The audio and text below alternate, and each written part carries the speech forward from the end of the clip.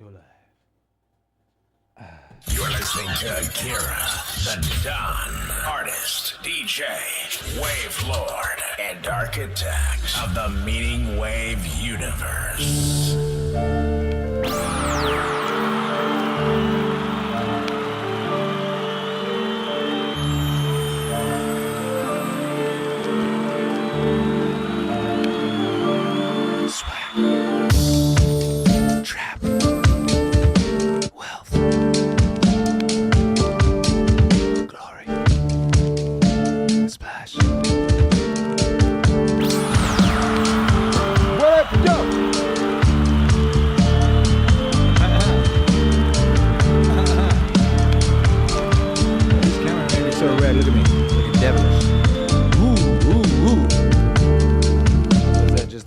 What's cracking, baby? Welcome to the show. You are welcome. You came here of your own accord. You came here because you wanted to. This was not any kind of a ploy or a scheme. If I was that kind of a person, I would have done one of those clickbait stream headlines. Maybe I should start doing that. I'll consider it. Sam Hyde does it very well. Obvious clickbait, ridiculous stream titles. People like it. My stream titles are very simple. One word. Ooh, intrigue. Trap. Really, I could have called this stream like how I almost got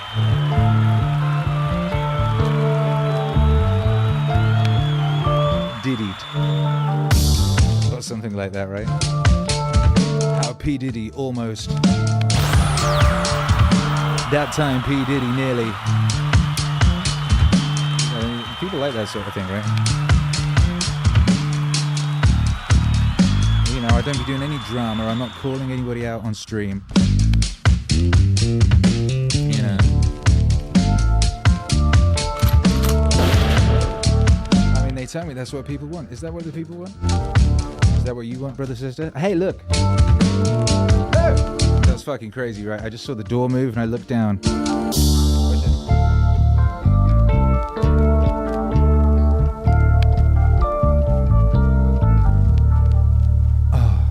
look at that. I got an electroly and I got incense. Amazing. That I don't know what magical fairy just did that. Well, it was probably my wife. Thank you, darling. Thank you, beautiful wife. Make some noise for the beautiful wife.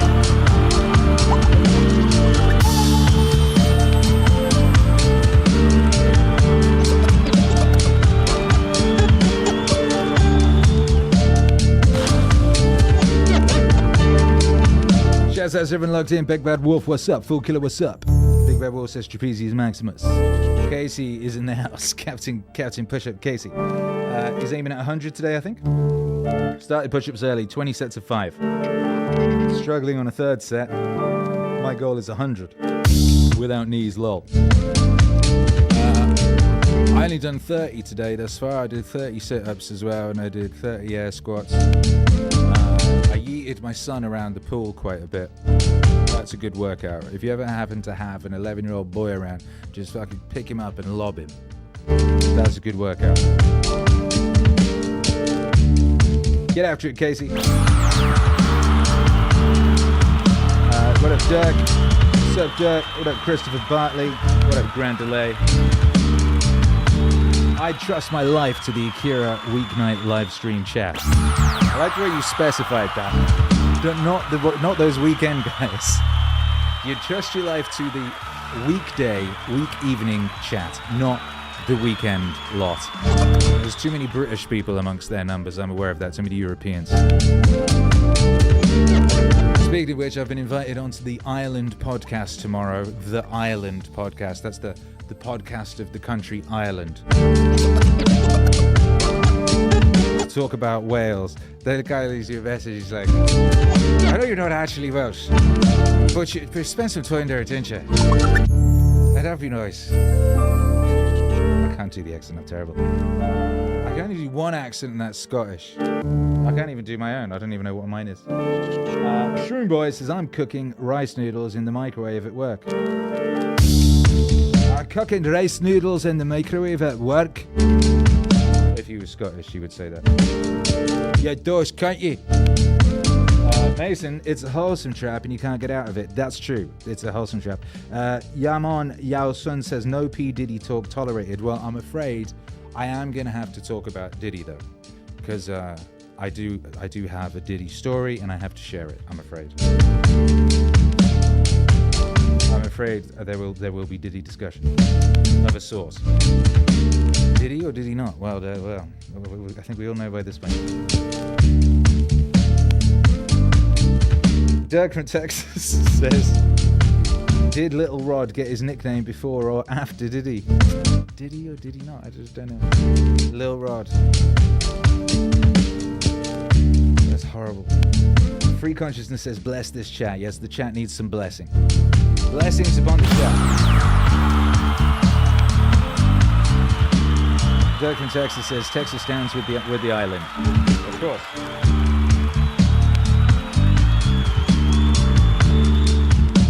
The Island podcast says, stick to your Scottish accent. How dare you? You can teach me. You can give me some lessons. How about that?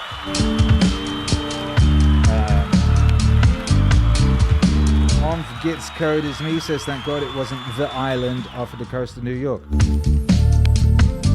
Which one's that? The Staten. That's a good island. Everyone likes that island. So, excellent island. All right, have you smashed the like yet? You have to do that, otherwise they don't send out invites. Por favor, smash it on the like. We're discussing the micro and the macro of the nature of traps that people set. So we should probably start with a song that lays out some of that. Make some noise for Dr. Alan Watts. I always get my chat sorted. Don't know. Yeah. Now then the question arises, who's deceiving who? Who's fooling who? I'm fooling me? What is fooling? Now then the question arises, who's deceiving who? Who's fooling who? I'm fooling me? What is fooling? Fooling is playing like you're there when you're not. You know, getting somebody else to answer your name in the roll call. So, we're all, this is the metaphysical basis of it. This is what the Hindus mean by Maya, the world illusion. The world is playing it's there when it isn't. And it's a trap. And it sucks you in. And you can't get out of it. And it's a trap. And it sucks you in. And you can't get out of it. And it's a thorough big trap too. But always, when you get an idea like this or a feeling like this, follow it to its extreme. Don't back out from it. If you find you're selfish, go to the extreme of what selfishness means. Confusion largely results from not following feelings or ideas to their depth. You know, people think they want to be immortal. They'd like to live forever. Do you really want to do that? Think about it. Really go into it. What it would be like. People say they want this, that, and the other. They want this kind of car. They want this kind of dress. This much money, and so on. It's always a good idea to think it right through. What it would involve to be in that situation, to have those desires fulfilled. It's a trap. And it sucks you in. And you can't get out of it.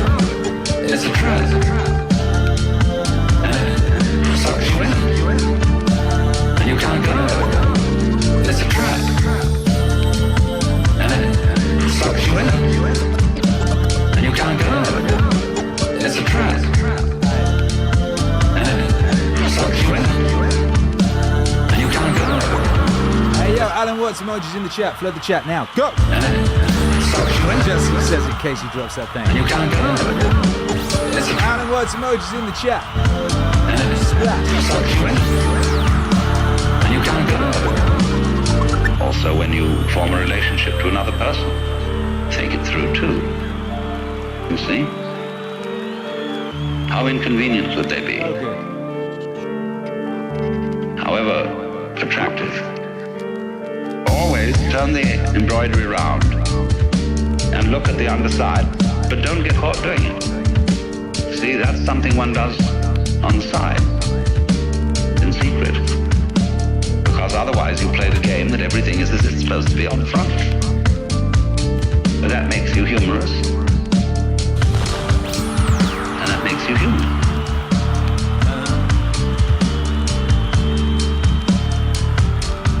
Go. That makes you humorous. Easy JPZ says, I can't find the Island Podcast YouTube. Where can I? I know. I'm pretty sure I just saw the Island Podcast in the chat. Maybe like, oh, here you go. Yeah, Island Podcast is in the chat. It says, like the Irishman with 2 condoms, to be sure. And that makes you human. See? That makes you humorous. Scroll up a bit and like click that. But that makes you humorous. Maybe that'll work. I don't know. I haven't tried it myself either. I don't know. You human. I don't know anything about the Island Podcast other than But that makes it's you called the Island Podcast, so therefore it must be the podcast of Ireland. And that makes you human. Otherwise it would be false advertising. But that makes you humorous. Excuse me, I have to climb this ladder. And that makes you human.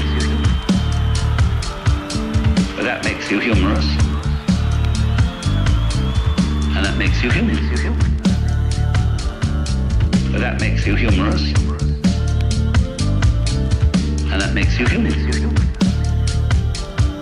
Regular viewers of this broadcast will have seen me go up this ladder a few times lately. Hey, there you go. Oh, and it's changed today. The ceiling camera kind of switches itself off and on again. It's getting long in the proverbial nutsack, and it has taken to changing its aperture, its width. Yesterday it was very wide for some reason. You could like see. I quite like that view actually. Today it's close. I don't know why. But that makes you humorous. It's from the long ago days. It's a GoPro 3 Hero Plus. I think that's from. You humorous. I don't know, the ancient times. But it still kind of works, you know. It's doing a pretty good job. Look, this one too. No, not that one. This one is also one of those. Hello. This one, it looks very good, I think. But that makes for an ancient camera from the long ago times when they used to make cameras out of rocks or whatever it was.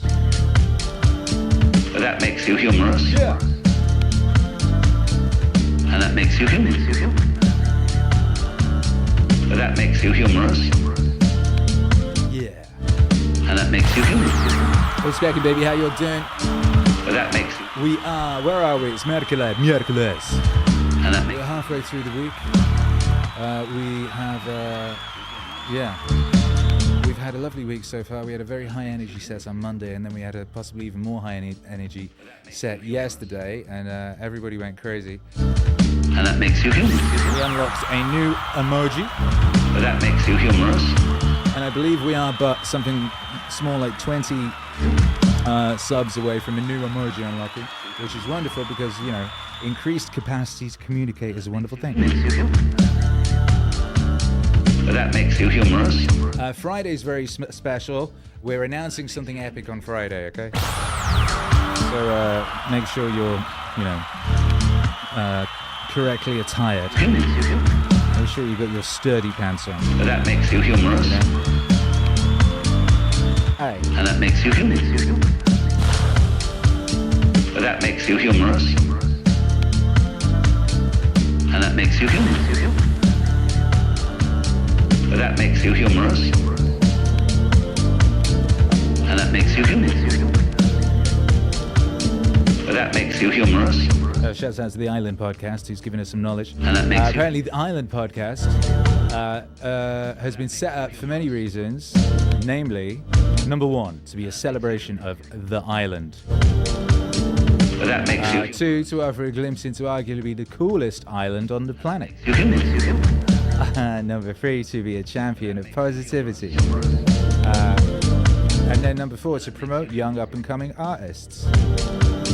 And there's a 5 as well, to celebrate the lives and the works of Irish legends, alive and dead. Anything else? This sounds great. This sounds like it has a lot in common with our operation. And that makes you human. We too are arguably the coolest autonomous zone on the planet. And that makes you human. We are champions of positivity as well, you know? And we also promote young and up-and-coming artists like Akira the Don and Alan Watts. And Dr. Jordan B. Peterson. And Paul Harvey. And that makes you human. We're champions of lots of young up-and-coming artists around here. Island Podcast says that's it. Well, that's a lot. That sounds great. Walking More Poet says those Irish poets are legendary. And that makes you legendary ones are, aren't they? There's lots of Irish poets that nobody gives a fuck about. Because they weren't very good or because they just, you know, and that makes you just didn't happen to happen upon the right tavern or whatever it was to get heard. Life is a mystery. Makes you human. Every man must stand alone. But that makes you human.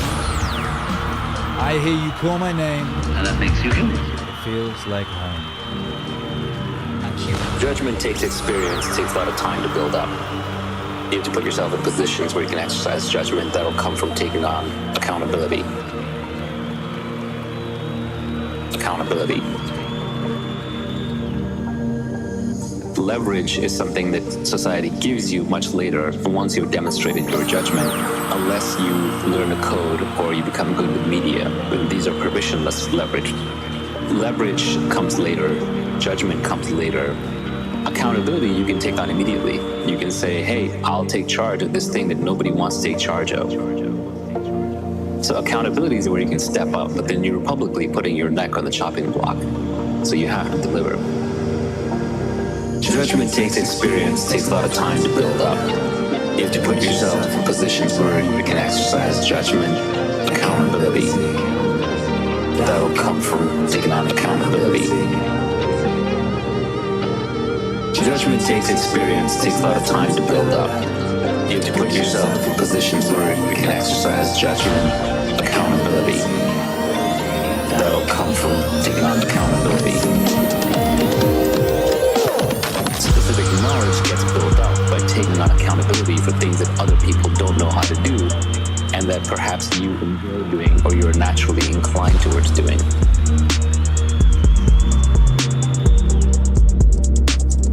You could be working in a factory, and it may turn out that the hardest thing in the factory is knowing how to raise capital to keep the factory running, and that's what the owner of the factory is always stressed out about. But if you notice this, and you're like, I'm good at balancing my checkbook and I have a good head for numbers, and I'm good at watching money, but I haven't really raised money before, you offer your help and become the owner's sidekick in that regard. You help solve their biggest problem. You become the heir apparent. Judgment takes experience, takes a lot of time to build up. You have to put yourself in positions where you can exercise judgment, accountability. That'll come from taking on accountability. What? Judgment takes experience, takes a lot of time to build up. You have to put yourself in positions where you can exercise judgment, accountability. That'll come from taking on accountability.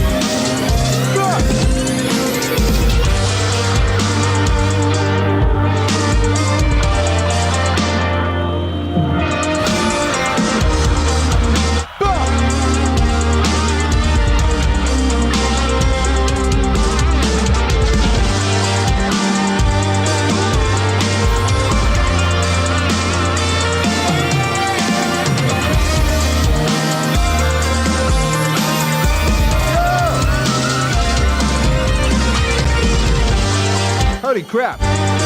It's Leap Day. Island Podcast. Where were you when I was trying to work out what to do in my stream today? I could have made it leap themed. That would require knowing anything about leaps. It's Leap Day. 30 days after September, April, June, also November. All the rest have 31, except in February alone, which has 28 days clear and 29 on each leap year. It's leap year. You've got an extra day. Today's the extra day. This is a gift. This is incredible. Wow, you got an extra day, gang. How you feel about that? This day is a bonus. It's a plus. It's an extra. Wow, make some noise for this extra day and tell me, for the International High Five, where you are and if you'd known, what would you have done with this extra day? If you knew you were getting one extra day this year, would you have done something different, special? What would you have done with the extra day? Had you even known? Had we been informed? Had the Island Podcast been around to let us all know?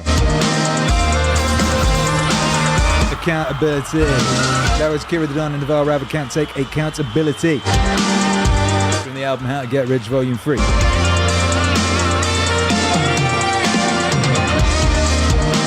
I do like that whole situation. I do like that record as a production. Find things where you have any interest and take on accountability. Don't worry about short-term compensation. If you dive into the edge of knowledge, which nobody knows how to solve, and you solve the hard problems, take on accountability, people will line up behind you. The leverage will come.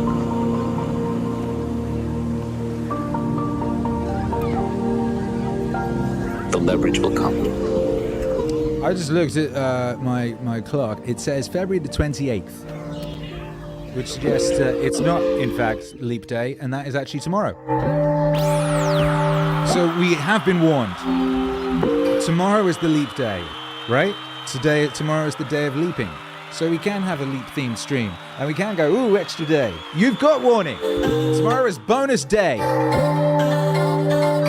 So that's good news.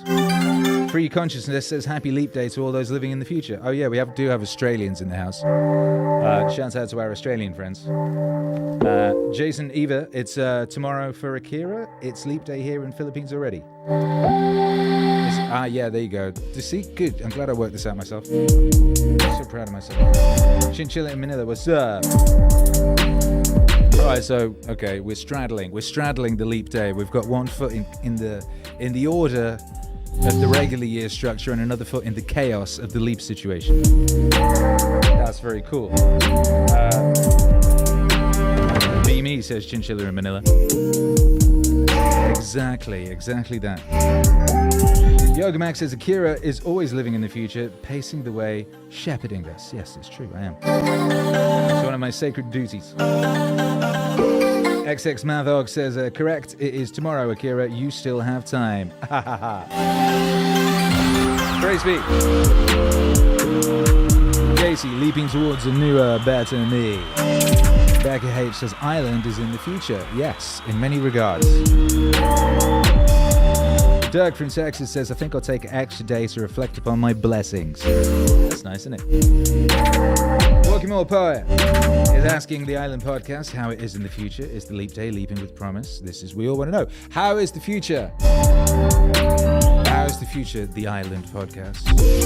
Let us know if we can refer to you by your real name, or one of, whichever name you happen to prefer. You can be the Island Podcast. It's mysterious. Tommy Nations in Norway says it's Leap Day here too.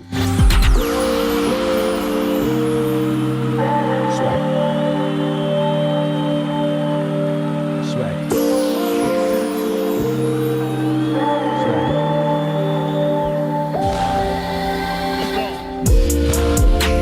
Alright, good news.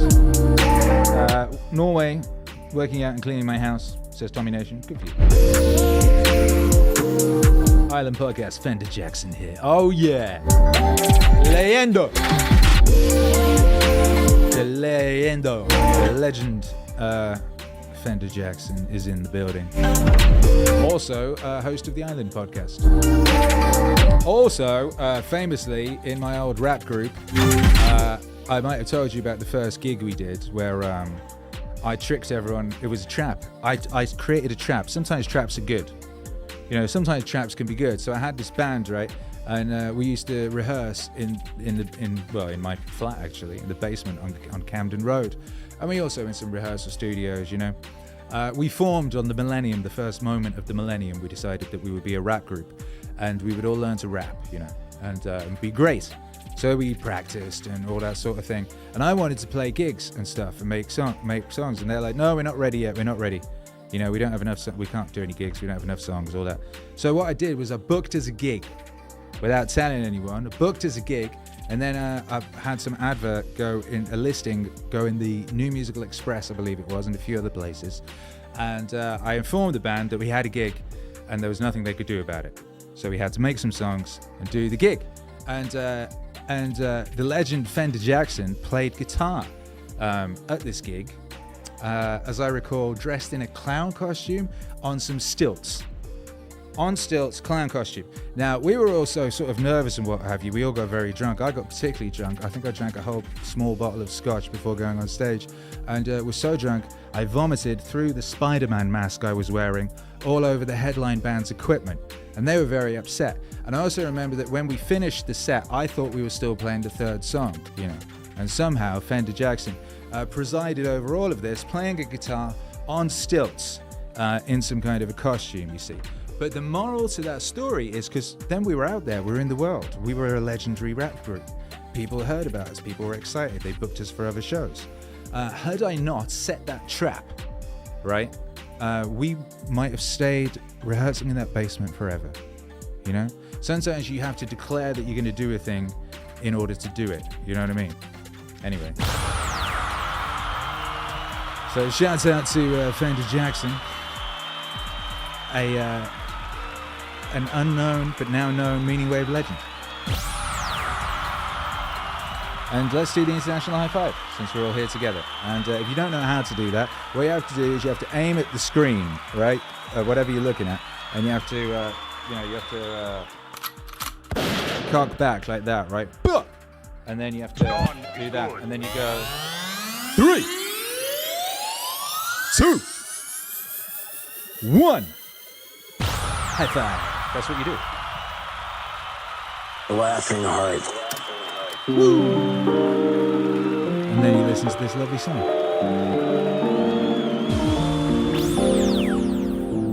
Great memories, says the Island Podcast.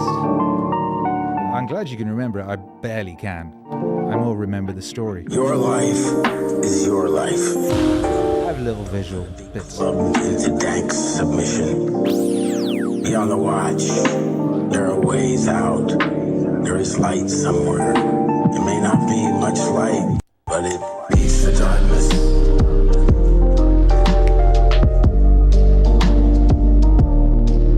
But it beats the darkness.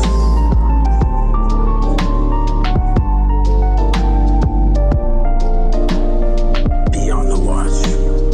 The gods will offer you chances. Know them and take them. You can't beat death, but you can beat death in life.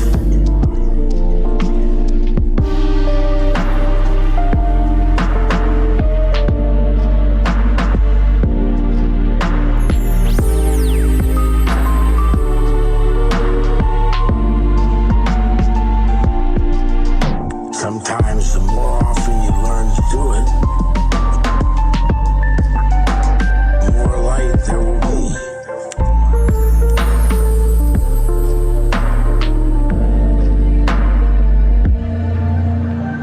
Your life is your life.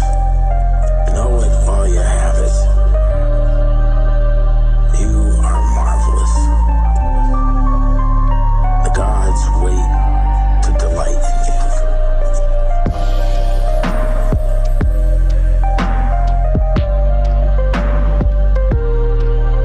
That's the beauty.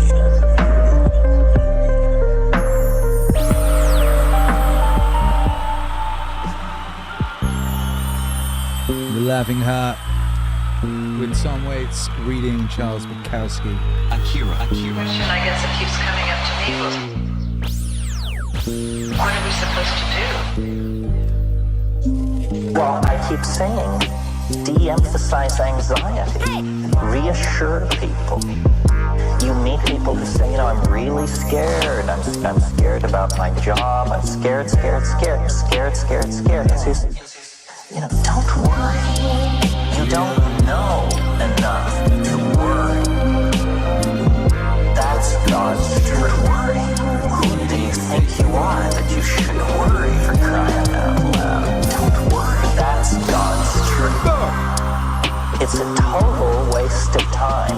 presupposes Hey, Speak to Manana Island podcast. that it is in fact a form of hubris. So lovely to see you. You know, now what you do is just pay your bills and, you know, pack heat if you need to, and don't worry. That's all. Yes. Worry is praying to the devil. That's great. Worry is betting against yourself. You know, Wi Po Yang, a great Chinese Taoist who wrote many, many commentaries on the I Ching. He was asked at the end of his life what was his conclusion of a life of studying the I Ching. He said, worry is preposterous.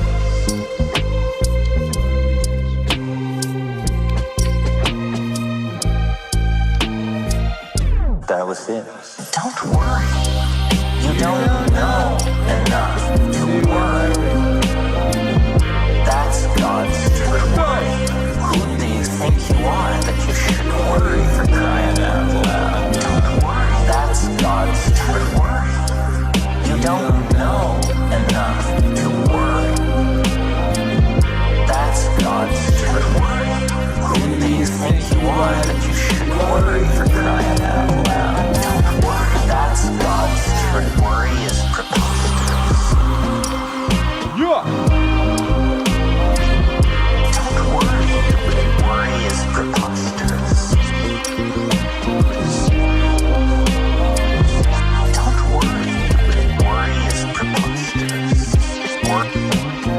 Worry is preposterous. Don't worry. Worry is preposterous. Worry is preposterous. Don't worry. That's worry is preposterous. Yeah! Preposterous. What's up, Yoga Max says, hey, Mr. McKenna, what you can't, pay your bills. Just saying, the hubris is he speaks of is real. Worry is preposterous. Worry is preposterous. Worry is preposterous. Worry is preposterous. That's God's That's truth. God's truth. The truth of God. God's truth.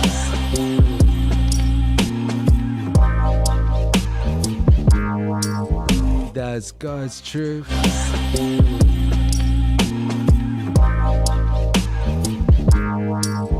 That's God's truth.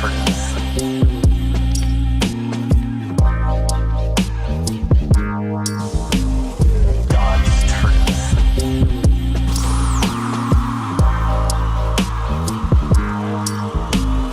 God's truth.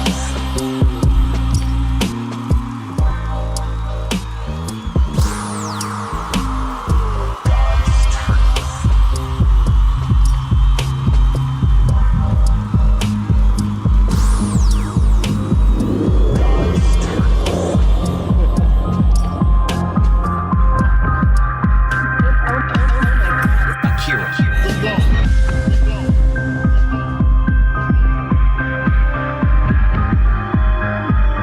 So Giselle says, I miss having a Terence emoji.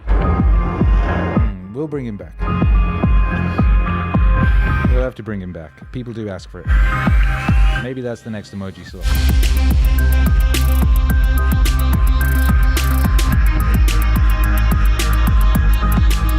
Let me check. Whoa!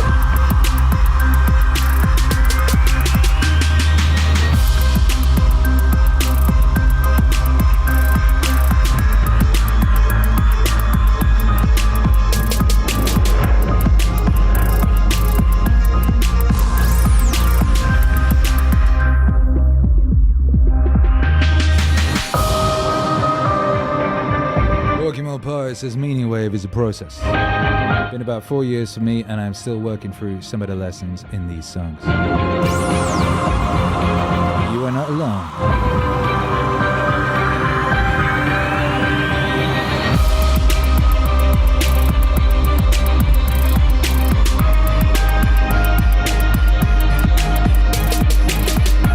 Two members Until we can open up another emoji slot and maybe get back Terence. There you go. In case you're like, oh my god, where's this wonderful music? This is my cover version of the Daredevil theme. Can you imagine it?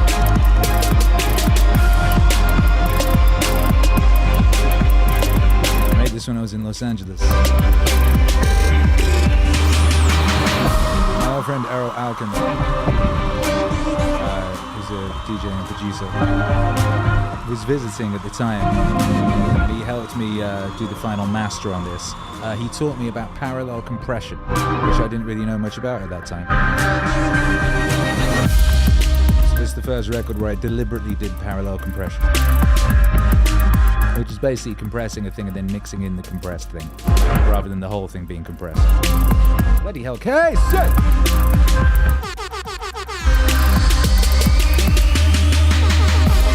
Got a bit closer to that emoji slot.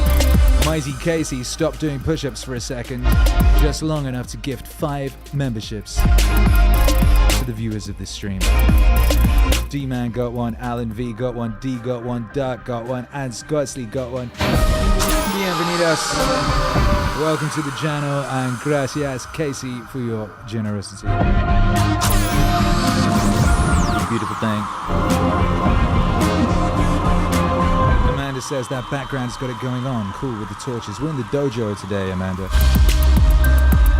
We put up in the dojo. We are not in, some celestial paradox like the past few days. It's a little more chill today.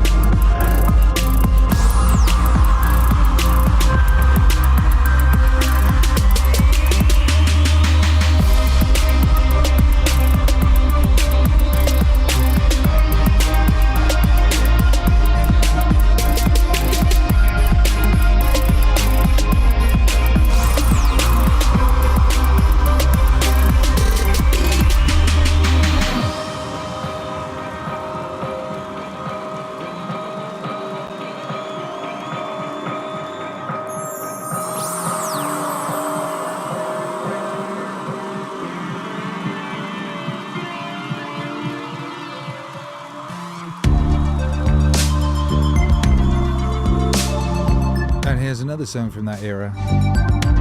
This, of course, became Pet a Cat when you encounter one on the street.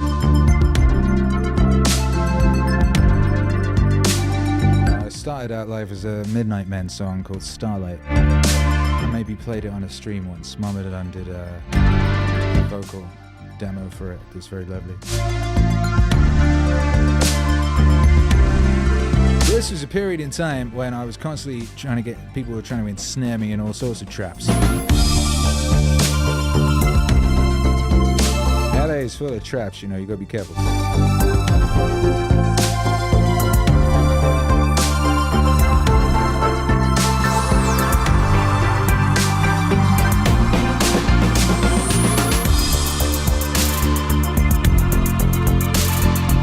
Now, Christopher Bartley says, Dojo looks like the andron of an ancient Greek household. Yeah, well, they had to practice too. Sagittarius says, Mamadan sings beautifully.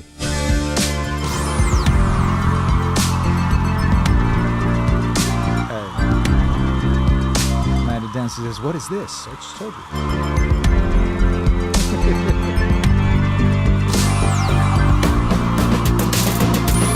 One of the traps they set in Los Angeles is they tell you have to go to a lot of parties.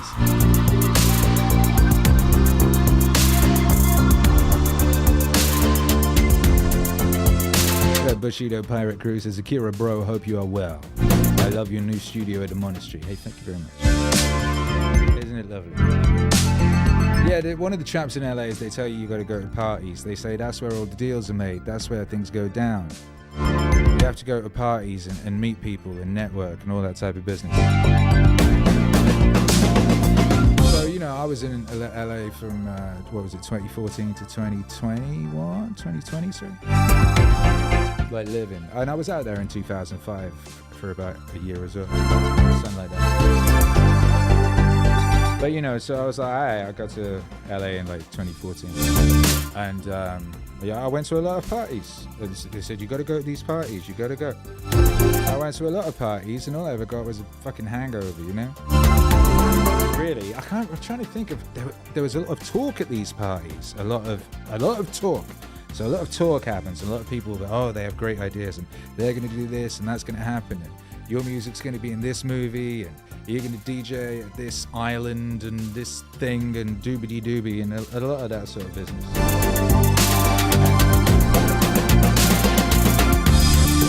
A lot of weird goings on in weird rooms, I would stay away from the weird rooms.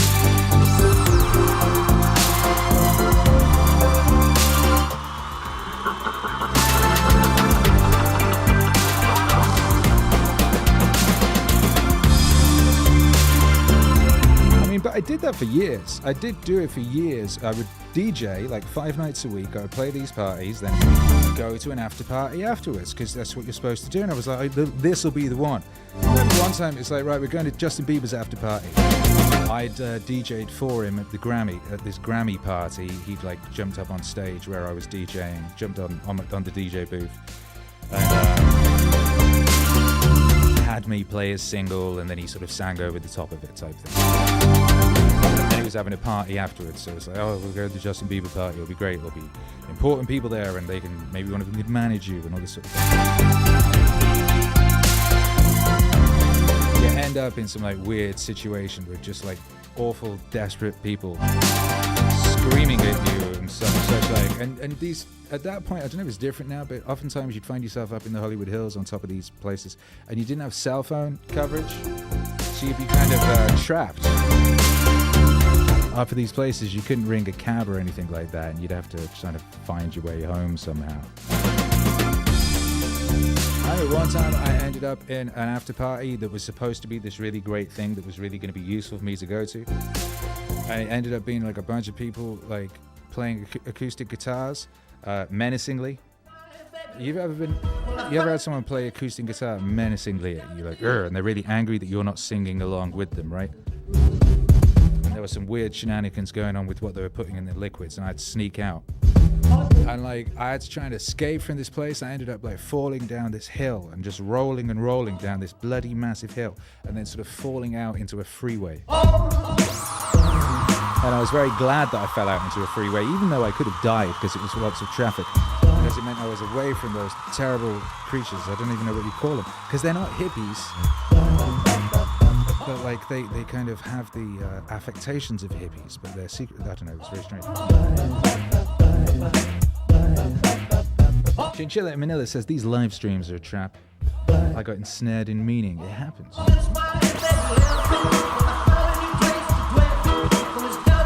Alan Moran says those parties change at midnight, 1 a.m. Whole vibe changes and ish gets weird. Well, I would only get to them at like 3, 4 a.m. So I'd be DJing till 2, and then you have to like do things afterwards and sort things out. So I'd be rocking up to these things 3, 4, and now it's already weird, right? You get there and it's weird. Weirdness is occurring. Anyway, eventually I worked out that the whole superstar DJ life was not necessarily the best thing for me to be doing, and I'd also invented MEANINGWAVE, you know, as you do. And I had this studio in downtown Los Angeles, and people were always still trying to get me to go to parties. And oftentimes there'd be parties like right next to where I was. And sometimes I'd go to them, and it was usually stupid. One time I went to a good one.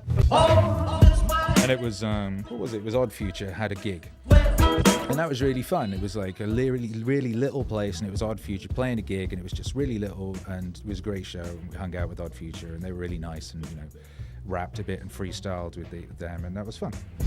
Occasionally things are fun. Occasionally, but usually it was just like narcissistic psychopaths and orgies of disingenuous weirdness and bad drugs and just creepy shit with Russian girls screaming and just weird stuff. There's always some weird thing going on. It's basically like all that stuff The Weeknd sings about, but like more cringe and lame. There's a lot of that sort of thing.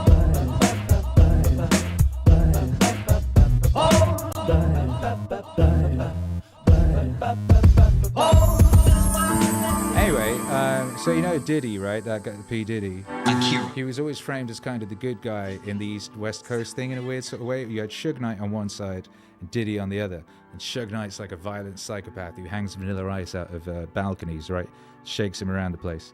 and all that sort of thing. You know, one time Suge Knight threatened me with death, you know, because I mocked him when I was doing my little music journalism-y thing. You know, I used to sort of take digs at Suge Knight, you know, and I said something, he got banned from driving because he ran someone over or something like that, and so someone had said he was gonna have to get the bus, and I'd made some little dig about how it would be difficult to get his fat ass on the bus. And I got an email from Death Row Records, from the Row staff on behalf of him, warning me to never go to Los Angeles,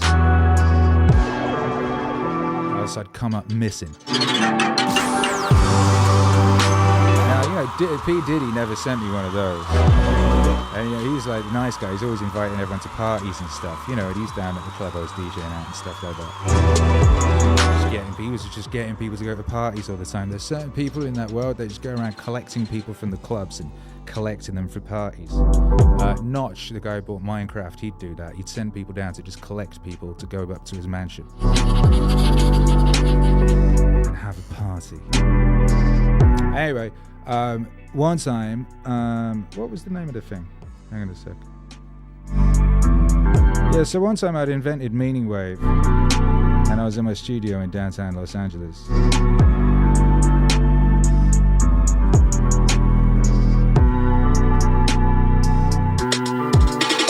Oh.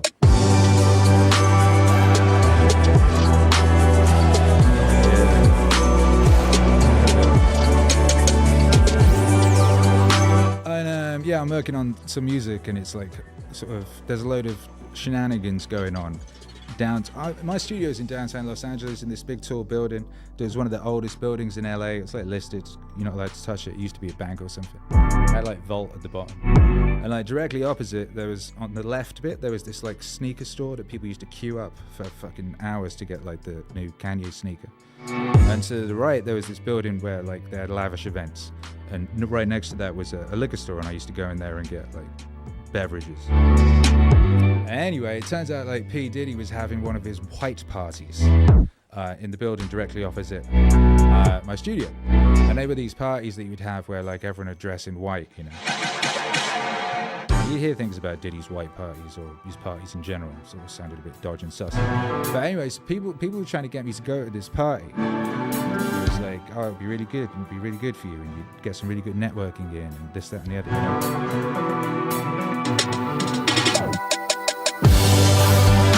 And I was like, good, you know, good networking, something really amazing for my career. All these, Or I could work on this song that I'm working on and finish this song. Sometimes when you're working on a song, you know that if you stop and leave, it will be a very different song, because when you come back, you'll be different, the energy will be different, and everything, it just won't be the same song. You know, you have to, that's just the thing that you have to be aware of, that when you stop a moment, the moment is gone and it will not return. So anyway, I decided not to go to Diddy's party, and I stayed and I finished the song.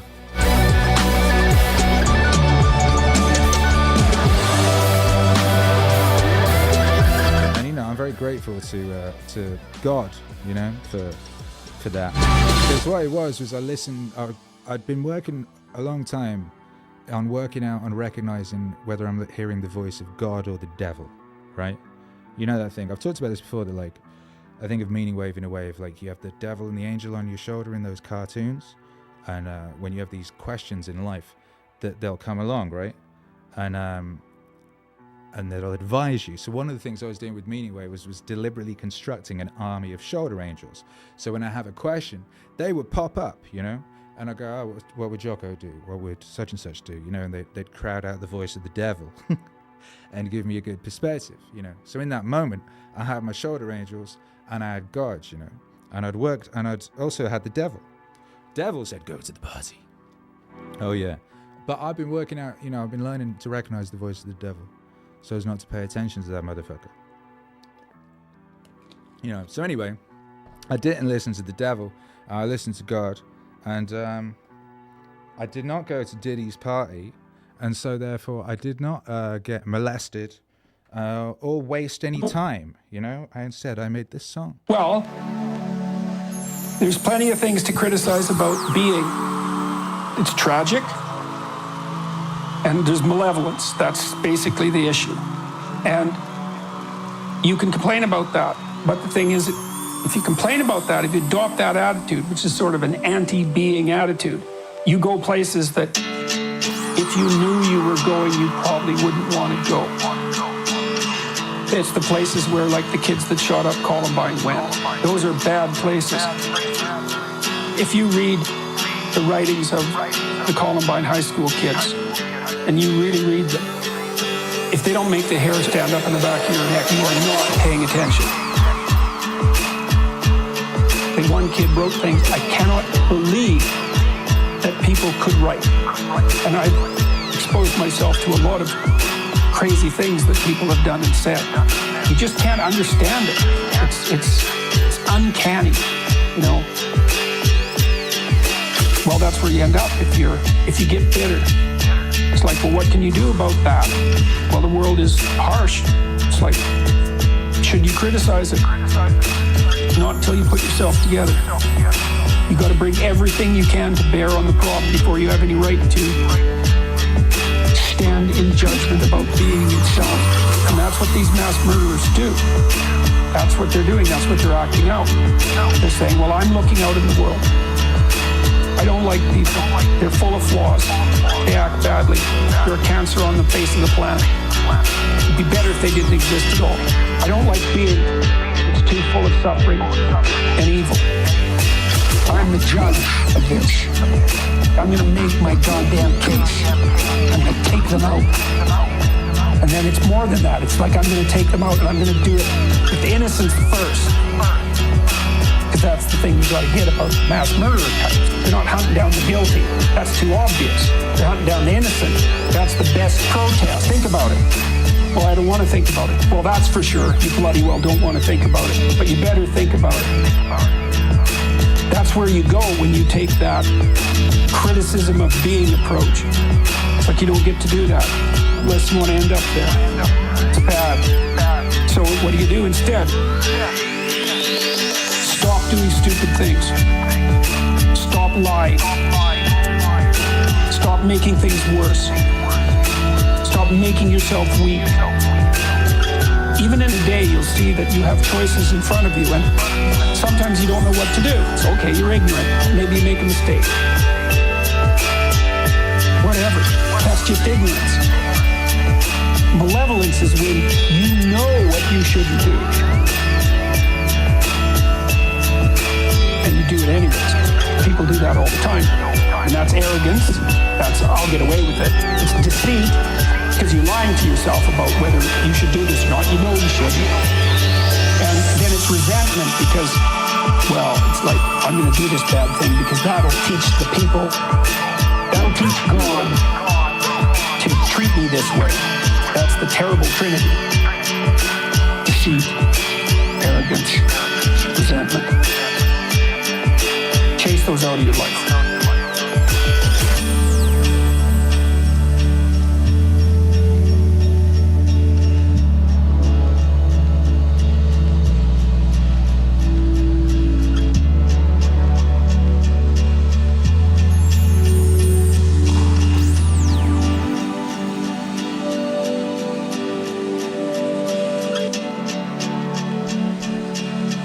I didn't go to P Diddy's party that was right outside my studio. I made this song, and it was real magical, this song coming together. I was in the studio, and it wasn't long after I made the studio. It was working, you know. It's amazing when things work. And the lighting in there was really cool. And I'm in Los Angeles, up in this giant building. Yeah. It's really, the record sounded really great, you know. I look out the window, I can see the people coming out the Diddy party, and some people sort of staggering out and this fucking carnage. And I'm listening to this song that I've made. It's like 4 in the morning or something. It's like 3 in the morning maybe. I'm like, wow, this wouldn't exist if I had listened to the Devil and gone down there. I'd be one of them. These like zombie-looking creatures flailing around. They're getting shipped. They're all getting like herded into cars to go off to another place to go and be continue this thing that they're doing, this strange ritual. I had this music, you know. I remember quite clearly that, like, listening to it, and it was really beautiful. And then allowing it to sort of ring out, you know, the reverb of the final note. And then I got on my, I packed on my studio and I went and got on my e-scooter. And I rode back to West Hollywood on my e-scooter. I think I was listening to a Red Letter Media video. And it was a beautiful night. Relatively clear. You could see a couple stars. No one ran me off the road, you know. It was like that time of night you can get from downtown Los Angeles to West Hollywood in not very, like 25 minutes or something on an e-scooter if you've got the right amount of juice in the battery.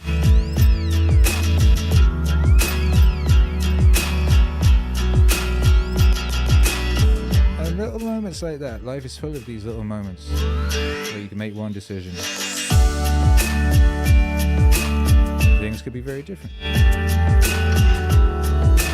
Just the non-existence of this song would make the world very different. I wonder, you know, I wonder.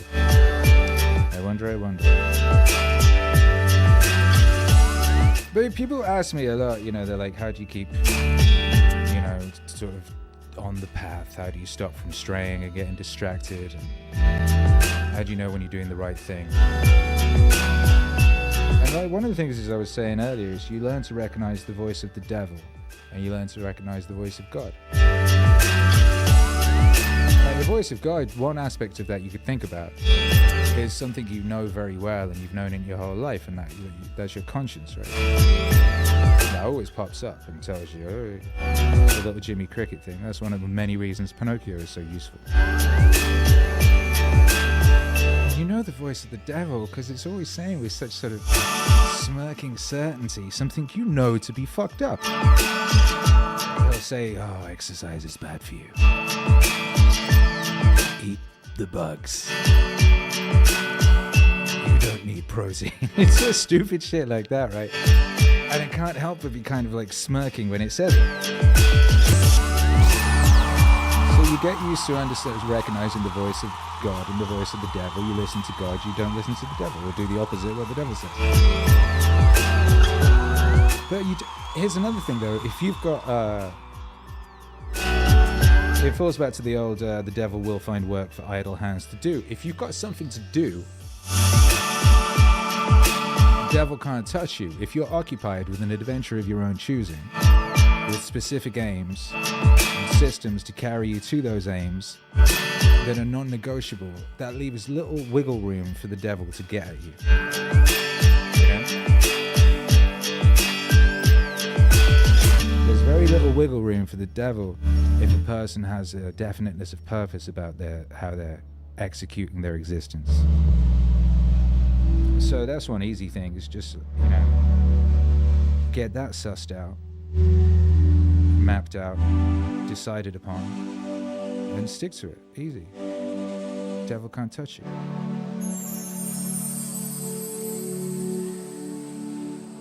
Your song, version of this song, will exist, and you will not get molested by P Diddy.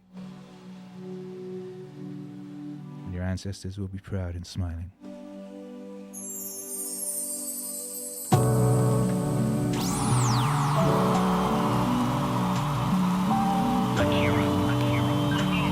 Make some noise yourself.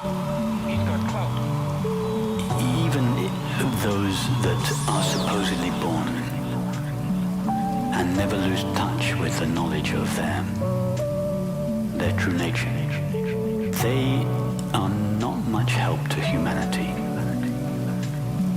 because they don't know how to meet anybody where they are. In order to be of help to humanity, you have to take the pathways yourself.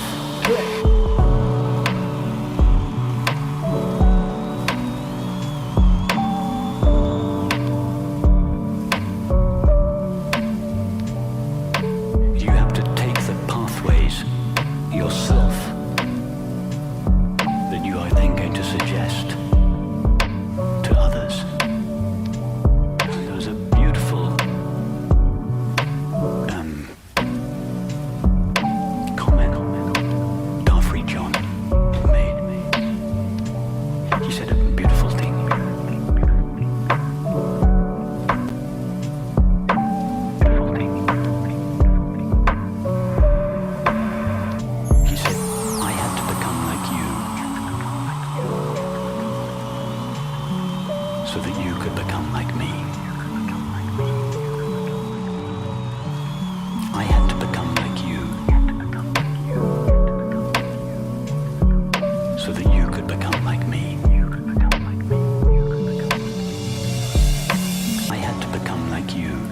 Take that, says Dewey Evans. Keep yourself busy, find a purpose. So that you could become like me. Yeah, and you don't have to find, your big grand one. If you're not sure about that, just pick one.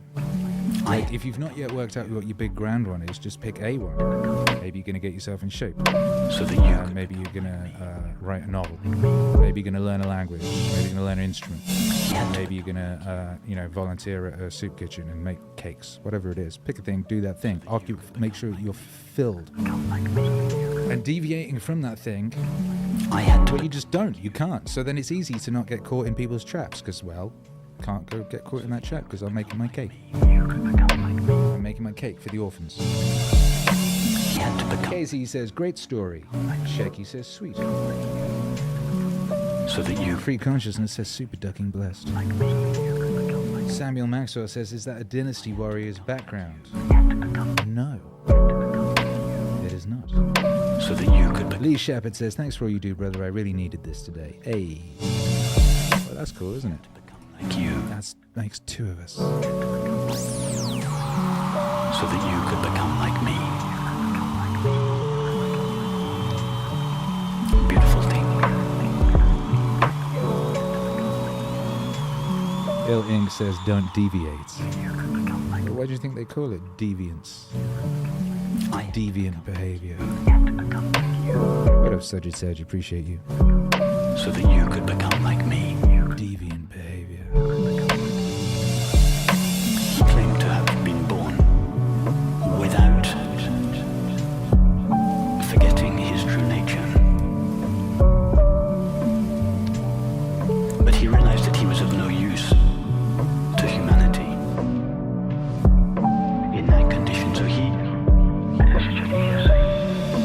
consciously forgot his own nature, so as to have to find pathways for himself back home in order to then make those pathways available to other people. And I had to become like you in order for you to become like me.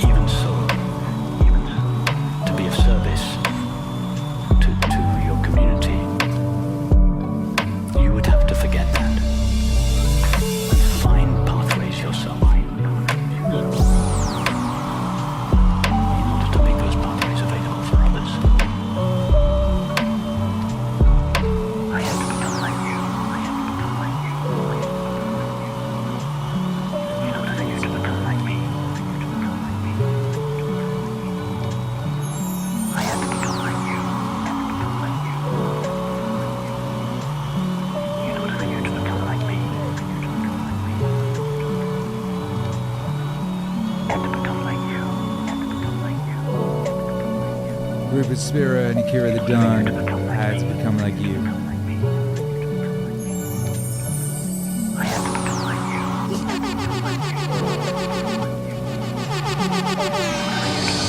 Absolute massacre in the chat situation.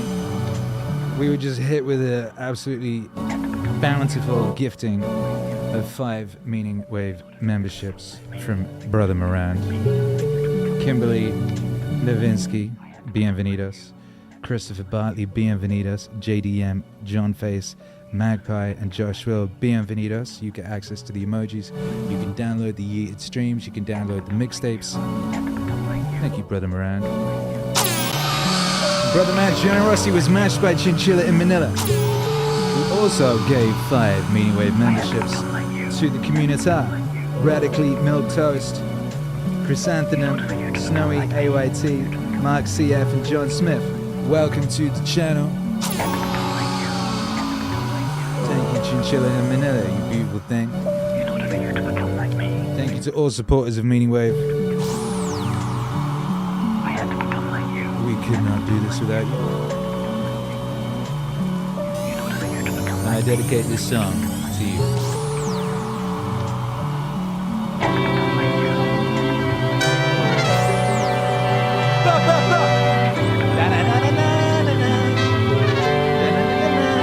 Akira. Yo! Yo! What's cracking?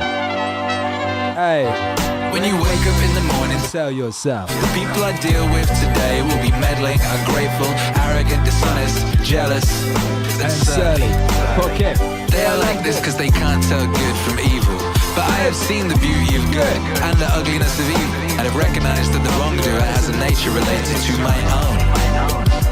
Not of the same blood or birth, but the same mind, and possessing a share of the divine. Not of the same blood or birth, but the same mind, and possessing a share in the divine. So None of them can hurt me. no one can implicate me in ugliness. Nor can I feel angry at my relative or hate it. We were born to work together like feet, hands, and eyes, like the two rows of teeth, Upper and lower. to obstruct each other is unnatural. To feel anger at someone, to turn your back on it. These are obstructions. Yo, disguise your thirst for books so you won't die in bitterness, but in cheerfulness and truth. Grateful to the gods from the bottom of your heart. Grateful to the gods from the bottom of your heart. Disguise your thirst for books so you won't die in bitterness, but in cheerfulness and truth. Grateful to the gods from the bottom of your heart. Grateful to the gods from the bottom of your heart. Disguise your thirst for books so you won't die in bitterness, but in cheerfulness and truth. Grateful to the gods from the bottom of your heart. I said grateful to the gods from the bottom of your heart. Whatever this is that I am, it is flesh, a little spirit and intelligence. Throw away your books. Stop letting yourself be distracted. That is not allowed. Instead, as if you were dying right now, despise your flesh, a mess of blood, pieces of bone, a woven tangle of nerves, veins, and arteries. Consider what the spirit is, but never the same. Vomit it out and go tin again every instant like. Finally, the intelligence. Think of it this way, you are a whole man. Stop allowing your mind to be a slave, to be jerked About by selfish impulses to kick against fate and the present, to mistrust the future. What is divine is full of providence. Even chance is not divorced from nature, from the inweaving and infolding of things. Governed by providence. Everything proceeds from it. And then there is necessity and the needs of the whole world, of which you are a part. Whatever the nature of the whole does and whatever serves to maintain it is good for every part of nature. The world is maintained by change in the elements and in the things they compose. That should be enough for you. Treat it as an axiom. Treat it as an axiom, yo. Disguise your thirst for books so you won't die in bitterness, but in cheerfulness and truth. Grateful to the gods from the bottom of your heart. Grateful to the gods from the bottom of your heart. Disguise your thirst for books so you won't die in bitterness, but in cheerfulness and truth. Grateful to the gods from the bottom of your heart. Grateful to the gods from the bottom of your heart. Disguise your thirst for books so you won't die in bitterness, but in cheerfulness and truth. Grateful to the gods from the bottom of your heart. Grateful to the gods from the bottom of your heart.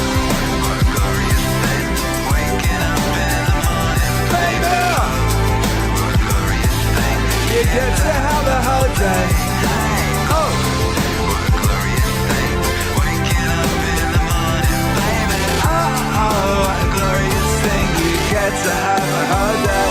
Disguise your thirst for books so you won't die in bitterness, but in cheerfulness and truth. Grateful to the gods from the bottom of your heart. Grateful to the gods from the bottom of your heart. Disguise your thirst for books so you won't die in bitterness, but in cheerfulness and truth. Grateful to the gods from the bottom of your heart. Grateful to the gods from the bottom of your heart. Remember how long you've been putting this off? How many extensions the gods gave you and you didn't use them? At some point you have to recognize what world it is that you belong to, what power rules it and from what source you spring. That there's a limit to the time assigned to you, and if you don't use it to free yourself, it will be gone and will never return.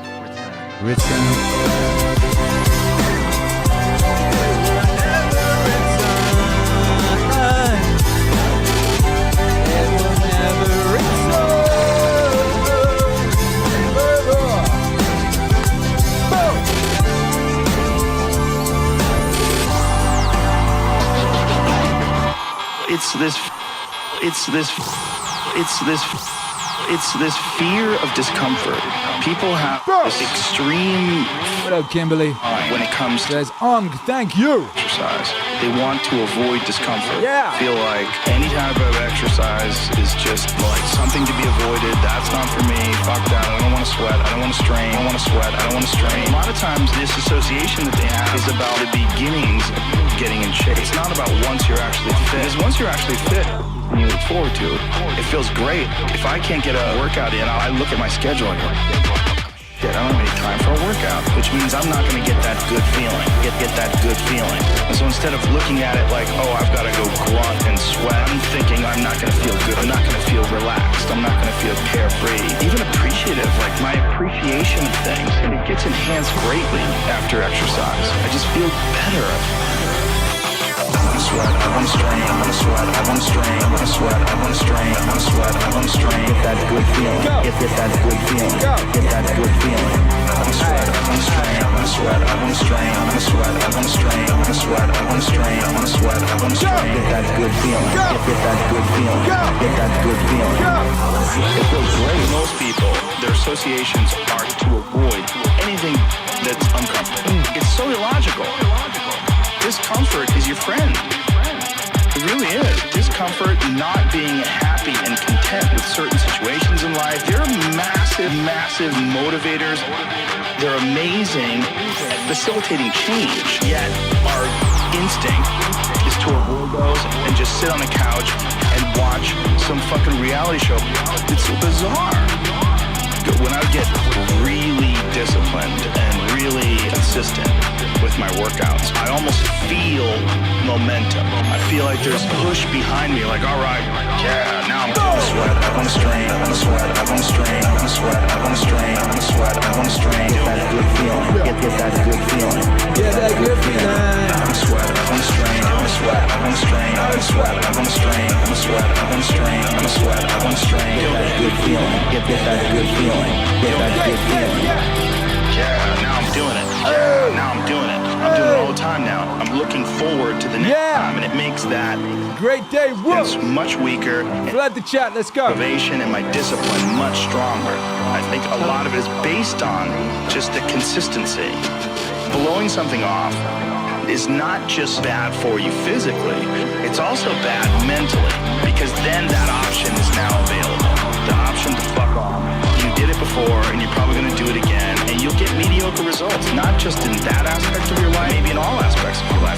That option to fuck off, when you embrace it, that is a pathway that you might choose when it comes to dealing with conflict in your personal life, business decisions, career decisions, like an uncomfortable decision that you might be faced with, what your pathway is in life, but you don't do it, instead you fuck off. And that inclination to fuck off, that gathers momentum as well.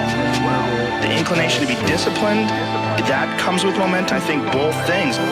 You take a path.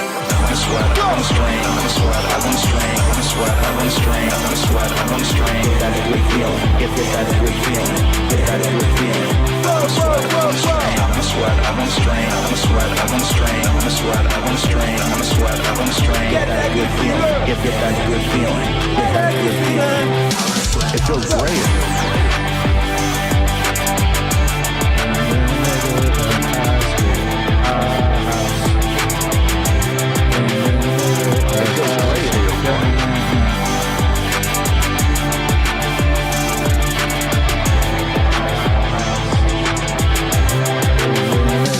You take a path,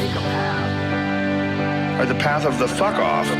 Your body is like a race car that you can juice up yourself. Like, you can add the fat tires, you can add improved suspension, you can beef up the horsepower of the engine. You can do all that yourself. Or you could just choose to have this shitty body. No one's under the illusion that you're going to live forever, but you are enhancing the experience that you're currently involved in right now. You are alive, do experience this life, but do you experience this life optimally? Is it as enjoyable as it can be? And we all know that there's a spectrum for that enjoyability. Like we've all had times in our life where it's not been so great, and then times in our life everything came together like, what a fucking great day! Boom! Great day! Boom! Great day! Boom! Great day! Boom! Make more of those! Make more of those! Make more of those! You can make more of those. And then the whole thing's better, and then the whole thing's better. And I think when that whole thing is better, it affects everybody you touch, everybody that's around you, everybody you come in contact with. That in turn, I mean, it sounds so grandiose, but in turn can affect the entire race of human beings.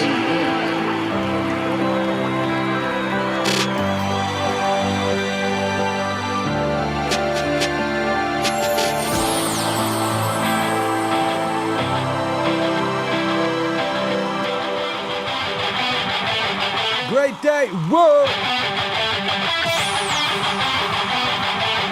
Great day, whoa!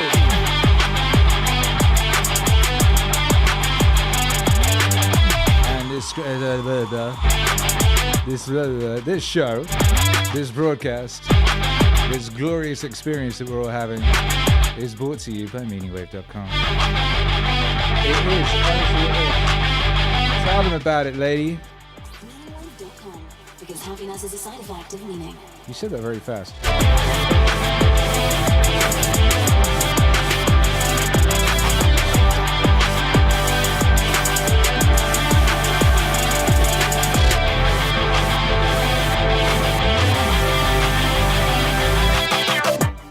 MEANINGWAVE.com. Because happiness is a side effect of meaning. I mean, fair enough, it's true.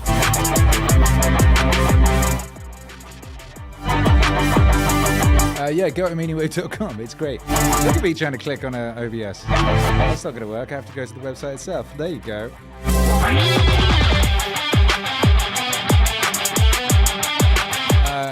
You could, if you wanted, go to meaningwave.com and get yourself one of these lovely. Look at those. They're so cool. I need to get another one. Mine's in storage in Texas, isn't it? I knew I was missing something from my life that I used to really enjoy. And that's the Great Day Woo t-shirt, printed on luxurious cotton and manufactured in the USA. So you can get it in a choice of white or black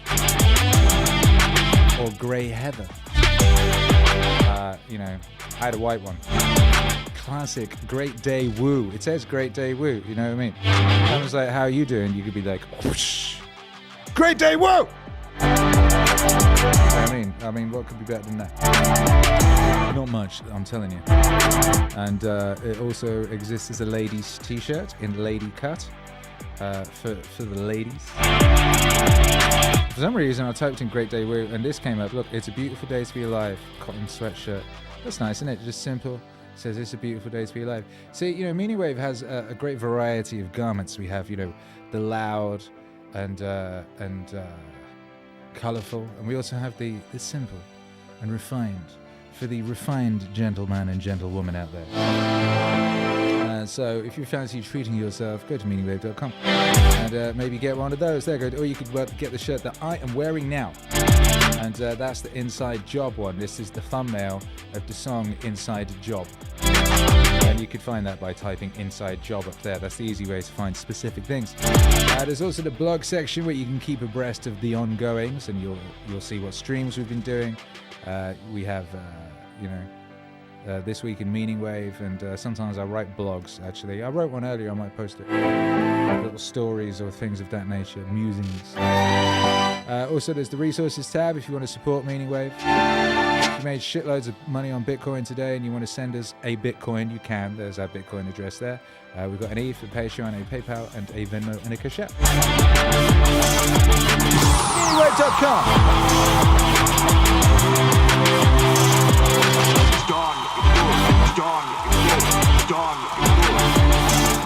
You're listening to Akira, the Don, artist, DJ, Wave Lord, and architect of the Meaning Wave universe.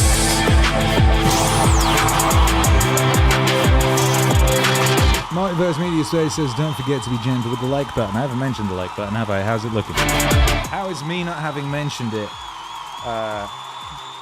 How is that doing for the like button? It looks like the like button is relatively healthy, should be dead. Kimberly Novinsky says, this community is the ish. Yoga Max says, yo, that was awesome. Ink is waiting on her calm hoodie. Nice. Someone just ordered 2 items from the Meaning Wave online store. I know because my phone just went cha-ching. It makes a cha-ching noise. Walking More Post says, man, I needed this. Getting sick totally interrupted my flow. This put me right back on the tracks. Amazing. I mean, it is very, very true.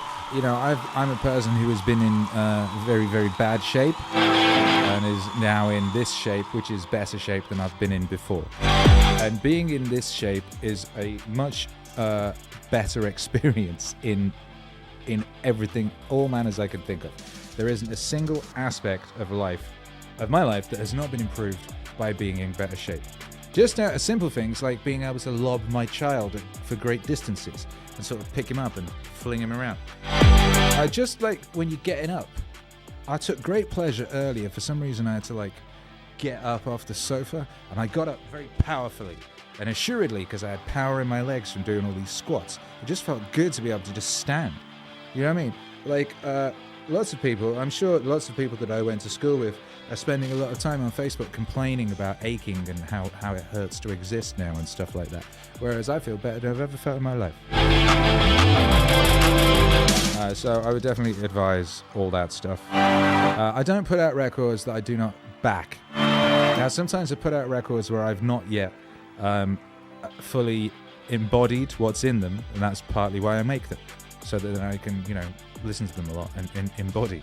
You know what I mean? It's not wisdom until you embody it. It's just stuff, you know?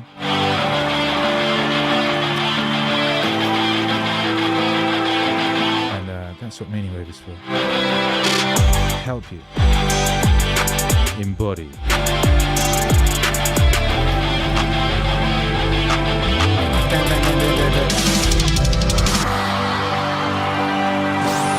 So thank you, Meaning Wave.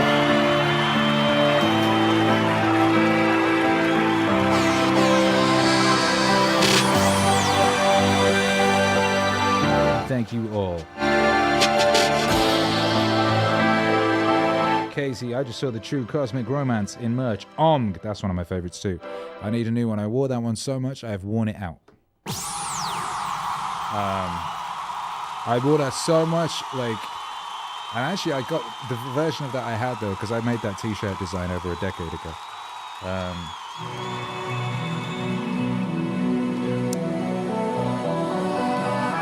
Make some noise for Paul Harvey.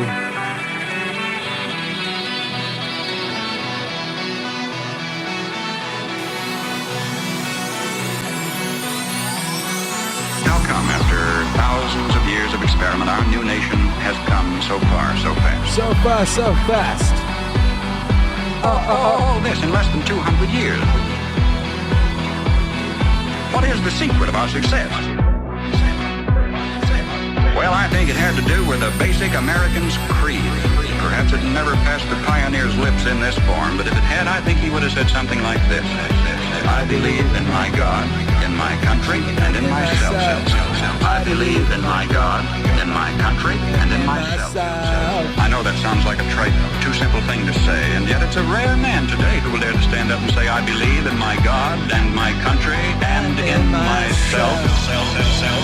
And in that order. When the early American pioneer first turned his eyes toward the west, there were only Indian trails, or traces as they were called, for him to follow through the wilderness. Do you know today you can roller skate from Miami to Seattle? From San Diego to Plymouth Rock? In this little bitty instant, as historical time is measured, our 7% of the Earth's population has come to possess more than half of all the world's good things. How come? He didn't demand that somebody else look after him. He didn't demand a free education. He didn't demand a guaranteed rocking chair at eventide. He didn't demand that somebody else take care of him if he got ill or got old. There was an old-fashioned philosophy in those days that a man was supposed to provide for his own and for his own future. He didn't demand a maximum amount of money for a minimum amount of work. Nor did he expect pay for no work at all. Come to think of it, he didn't demand anything. That hard-handed pioneer just looked out there at the rolling plains, stretching away to the tall green mountains, and then lifted his eyes to the blue skies and said, "Thank you, God. Now I can take it from here."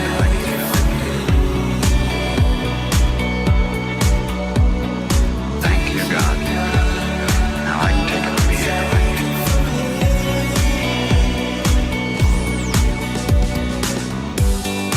Well, that spirit isn't dead in our country. It's dormant. It's been discredited in some circles, driven underground, but it isn't dead. It's just that a few seasons ago, politicians baiting their hooks with free barbecue and trading a Ponzi promise for votes began telling us, we don't want opportunity anymore, we want security. We don't want opportunity, we want security. We don't want opportunity, we want security. They said it so often we came to believe them, we want security. And they gave us chains, and we were secure. Suddenly, with our constitutional guarantees depleted, with our national character eroding away, with our tax laws penalizing those who dare to prosper, with workers concentrating on how little they can get by with instead of how much they can produce, suddenly we looked overhead one day to discover that the first tin moon in space was a Russian accomplishment. That free men dragging their feet had been outdistanced by slave workers dragging their chains, and we were sore afraid. Perhaps this was a disguised blessing too. Maybe a dramatic accomplishment by this Cold War adversary was necessary to get us off our dead centers and back to work again. If we can revive in ourselves, then in our youth, something of that basic American's creed, the horizon has never ever been so limitless. For man stands now on the threshold of his highest adventure of all. His first faltering footsteps into space. 20 years from today, half of the products you will be using in your everyday living aren't even in the dictionary. We've got it made. We just keep on keeping on. We've got it made. And if we don't, we will follow those other great nation states of history. Graveyard of ignominious oblivion.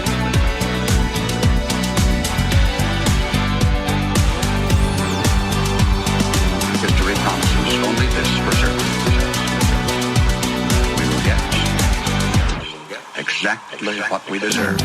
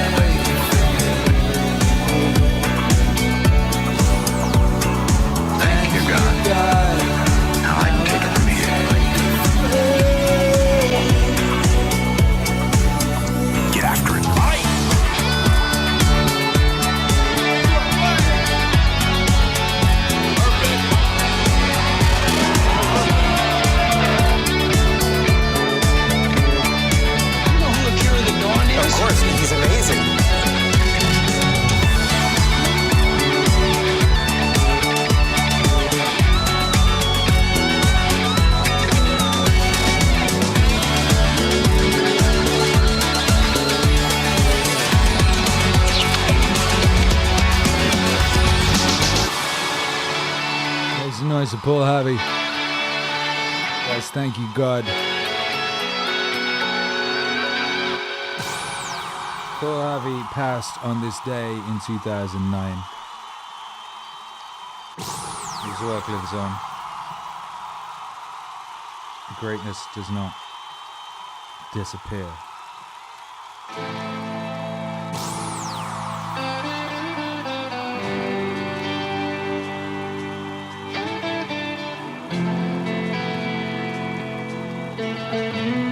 Akira. This is inside job. See, ours is not the first by George good government to arise on the world stage. There have been several. Rome, Spain, and Greece, and Make some noise to Paul Harvey. about 150 years at its zenith. That's just about our time in the New World. And then each decayed away. Not one of them was ever destroyed by anybody else's marching legions. Each rotted away morally, socially, culturally, economically, simultaneously. You know, one of the most cruel paradoxes of history is this. Because each was a good government, bore bountiful fruit. When it bore bountiful fruit, the people got fat. When they got fat, they got lazy. When they got lazy, they began to want to absolve themselves of personal responsibility and turn over to government to do for them things which traditionally they had been doing for themselves. First, there appears to be nothing wrong asking government to perform some extra service for you, but if you ask government for extra services, government, in order to perform its increasing function, has to get bigger, right? And as government gets bigger, in order to support its increasing size, it has to what? Tax the individual more, so the individual gets littler. And to collect the increased taxes requires more tax collectors, so the government gets bigger. In order to pay the additional tax collectors, it has to tax the individual more, so the government gets bigger. The individual gets littler. And the government gets bigger. The individual gets littler. So the government is all powerful. The individual is hardly anything at all. Good government. Bore bountiful fruit. When it bore bountiful fruit, the people got fat. And when they got fat, they got lazy. When they got lazy, they began to want to absolve themselves of personal responsibility and turn over to government to do for them things which traditionally they have been doing for themselves. Some believe that the need is for a vigorous, strong man to arise on the scene, to regulate and regiment the affairs of men. Yet history tells us there have been several such. Once upon a time, there was a nation great and powerful and good. She was suffering from the aftermath of war, from the depression. Then came upon the scene a leader, an idealist, self-confident, intolerant of criticism. Wisely, he limited his early activities to combating the financial depression. Nobody could argue with that. But in a while, he began to regulate business and establish new rules to govern commerce and finance. Some of them in diametrical disagreement with the God-made laws of supply and demand. But anybody who disagreed with those new rules was promptly fired. The new leader saw that under the old system of free enterprise, landlords prospered, so he levied new taxes to take away their profits and destroy what he called the monopoly of capital. To please laborers, he controlled prices. To win the favor of the farmers, he gave them loans and subsidies. The national debt mounted alarmingly. Whenever anybody tried to tell him that governments, even as people, can go broke when they spend beyond their income, he said they just didn't understand deficit finance. What do you say? Did he build on rock or on sand? I say on sand. For you see, this was the story of Emperor Su-Tong-Po, who led China to its doom more than 1,000 years ago. Because each was a good government, bore bountiful fruit. When it bore bountiful fruit, the people got fat. And when they got fat, they got lazy. When they got lazy, they began to want to absolve themselves of personal responsibility and turn over to government to do for them things which traditionally they had been doing for themselves.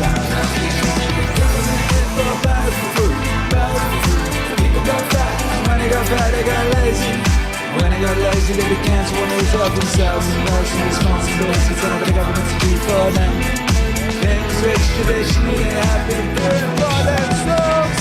I am satisfied with all my heart that if Uncle Sam ever does get whipped, here too, it will have been an inside job.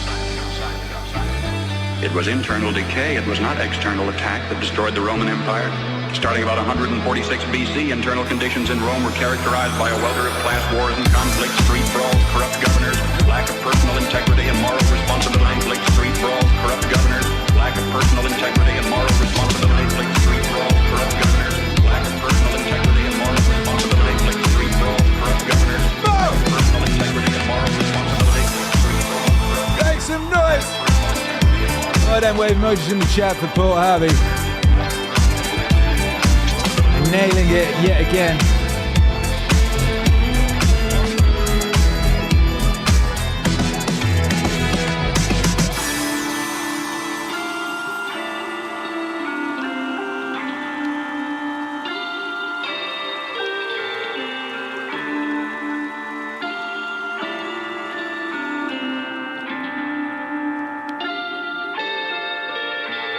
If I were the devil,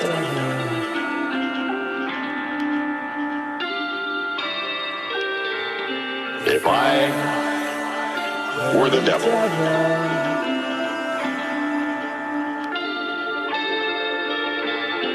if I were the Prince of Darkness, I'd want to engulf the whole world in darkness, and I'd have a third of its real estate and 4/5 of its population, but I wouldn't be happy until I had seized the ripest apple on the tree.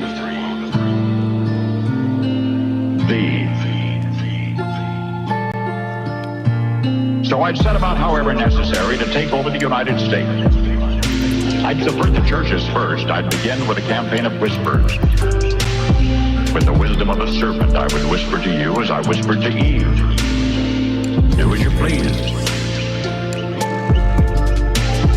To the young, I would whisper that the Bible is a myth. I would convince them that man created God instead of the other way around.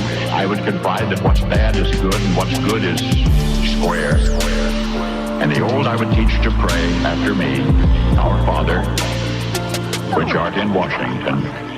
And then I'd get organized. I'd educate authors in how to make lurid literature exciting so that anything else would appear dull and uninteresting. I'd threaten TV with dirtier movies and vice versa. I'd peddle narcotics to whom I could. I'd sell alcohol to ladies and gentlemen of distinction. I'd tranquilize the rest with pills.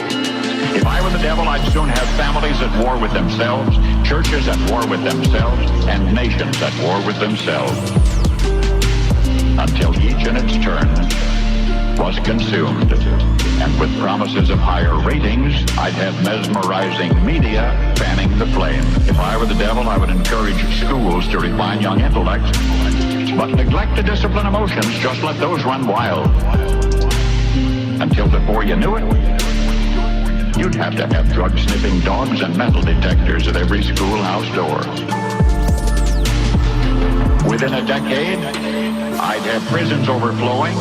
I'd have judges promoting pornography. Soon I could evict God from the courthouse, then from the schoolhouse, and then from the houses of Congress.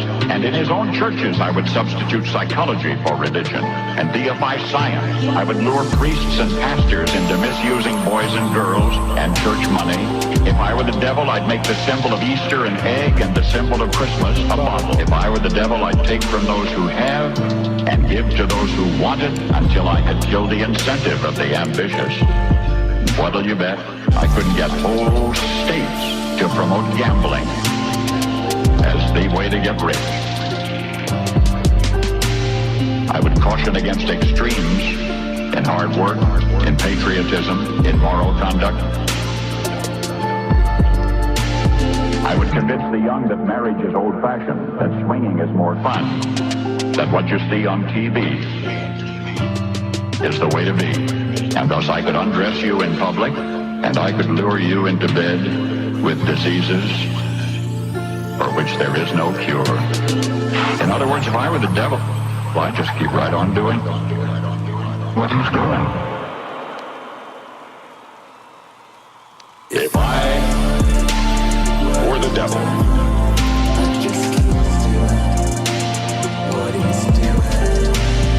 if I were the devil,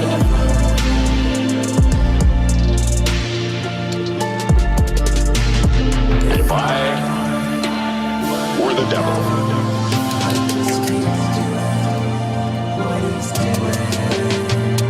if I were the devil,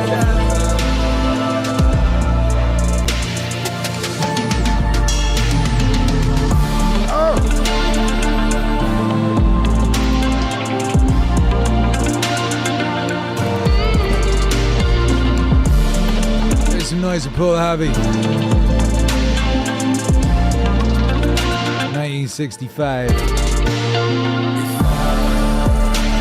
Where the devil just keeps doing what he's doing.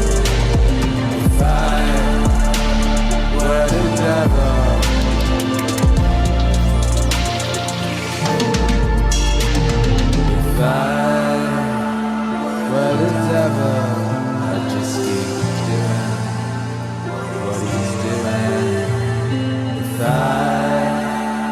what the devil.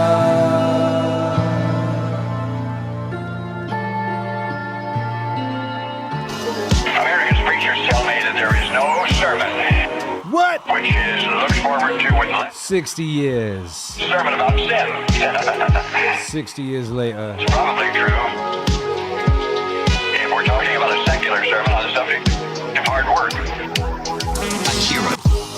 Americans preachers tell me that there is no sermon which is looked forward to with less enthusiasm than a sermon about sin.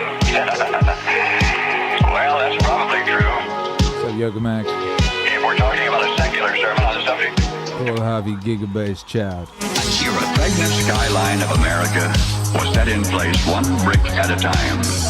Now that represents a lot of calluses. America the Beautiful is not an accomplished fact guaranteed to remain intact. God shed his grace on thee, to be sure, but this was wasteland when God had it to himself.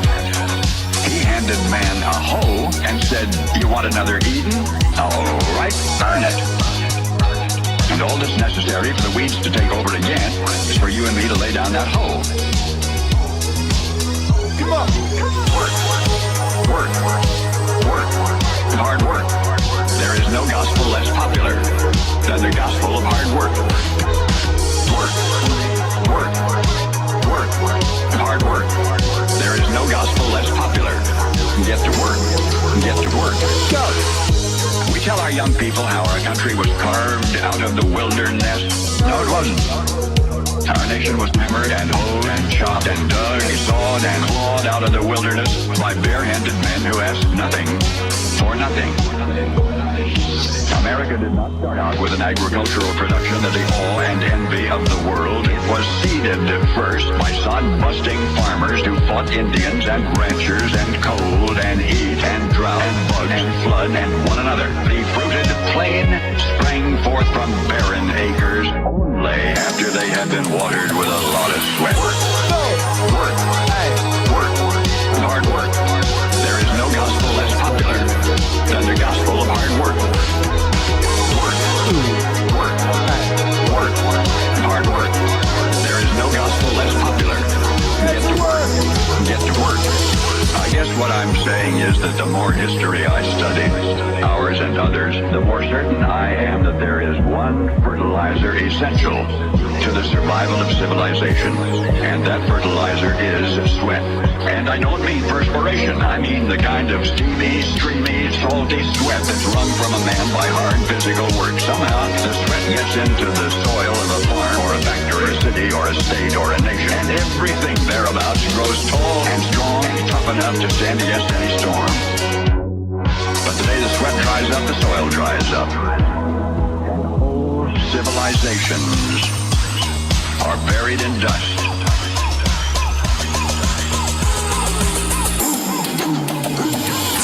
Work.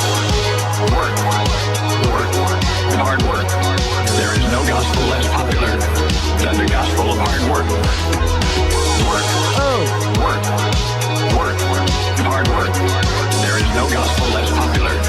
Get to work. Outside. Thank you, Paul Harvey.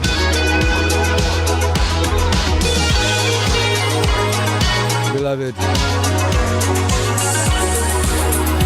Member of the Meaning Wave universe. If you want more Meaning Wave Paul Harvey, check out the Meaning Wave Paul Harvey playlist on your platform of choice. Jason Eva will post a link in the description in the chat. Get to work. Hard work. We have a number of Paul Harvey joints, they're all fire. Looking forward to bringing you more. Get to work. Let me preface this really quickly with saying one important thing. before we start.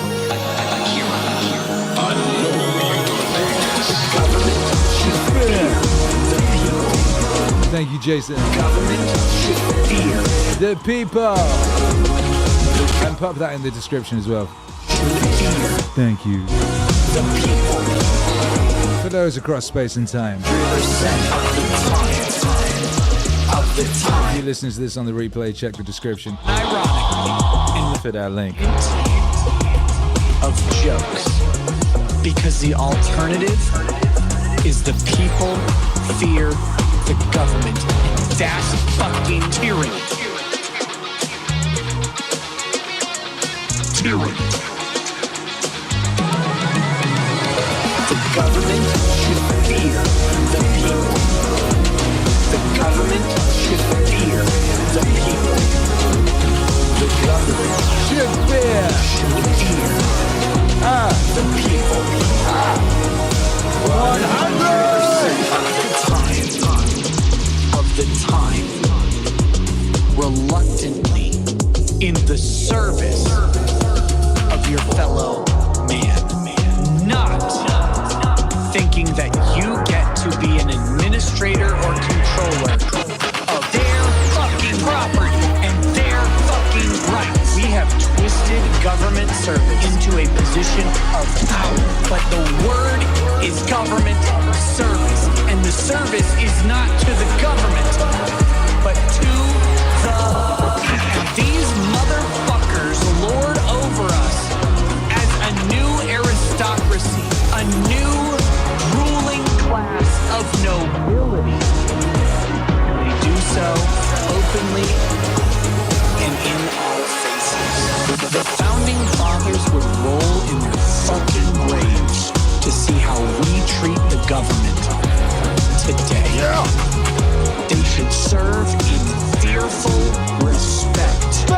In the same way that the Bible uses fear, reverence of their God. Because the populace, the people, the citizenry are the God of government. Not the other way around. Ah, yeah, the government should fear the people. The government should fear the people.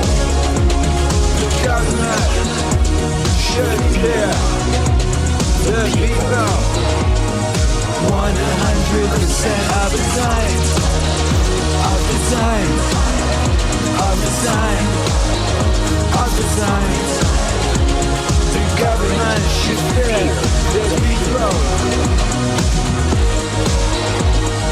100% of the time. Fuck yeah. Man like Nick Kriketa and Akira the Don. The government should fear the people. Catch that on all platforms of streaming.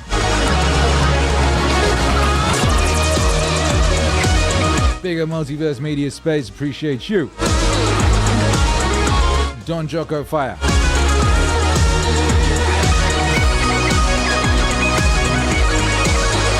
Black and Blue Finn says, you're fire, Akira. You are breathtaking.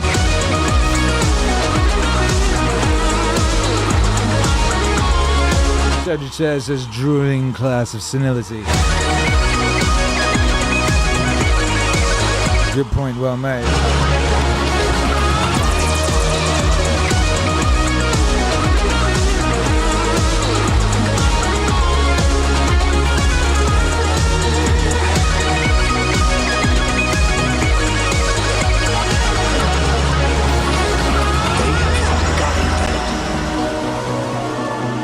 They have forgotten what public service means. We do not have rulers, and we never, ever should.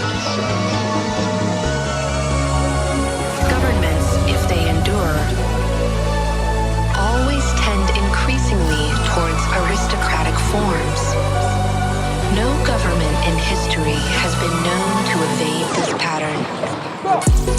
And as the aristocracy develops, government tends more and more to act exclusively in the interests of the ruling class. Whether that class be hereditary hereditary royalty, oligarchs of financial empires, or entrenched bureaucracy, all governments suffer a reoccurring problem. Power attracts pathological personalities. It is not that power corrupts, but that it is magnetic to the corruptible. Such people have a tendency to become drunk on violence, a condition to which they are quickly addicted. Trust no government. Trust no government. Trust no government. Trust no government. There exists a limit to the force even the most powerful may apply without destroying themselves. Judging this limit is the true artistry of government. Misuse of power is the fatal sin. The law cannot be a tool of vengeance, never a hostage, nor fortification against the martyrs it has created. You cannot threaten any individual and escape the consequences. Good government never depends upon laws, but upon the personal qualities of those who govern. Trust no government. Trust no government. Trust no government. Trust no government. The machinery of government is always subordinate to the will of those who administer that machinery. The most important element of government, therefore, is the method of choosing leaders. We should grant power over our affairs only to those who are reluctant to hold it. And then only under conditions that increase the reluctance. Trust no government. Trust no government. Trust no government. Trust no government. Trust no government. I mean, that's one of the biggest traps of all, right? It's one of the things the school is designed to do. To instill a blind trust of authority. A certain kind of authority, an unquestioning blind trust.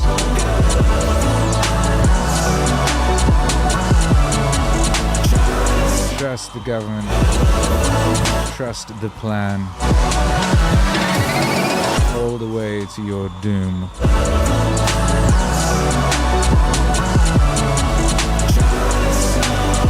Trust no government. Trust no plan. Trust your intuition. Trust the voice of God.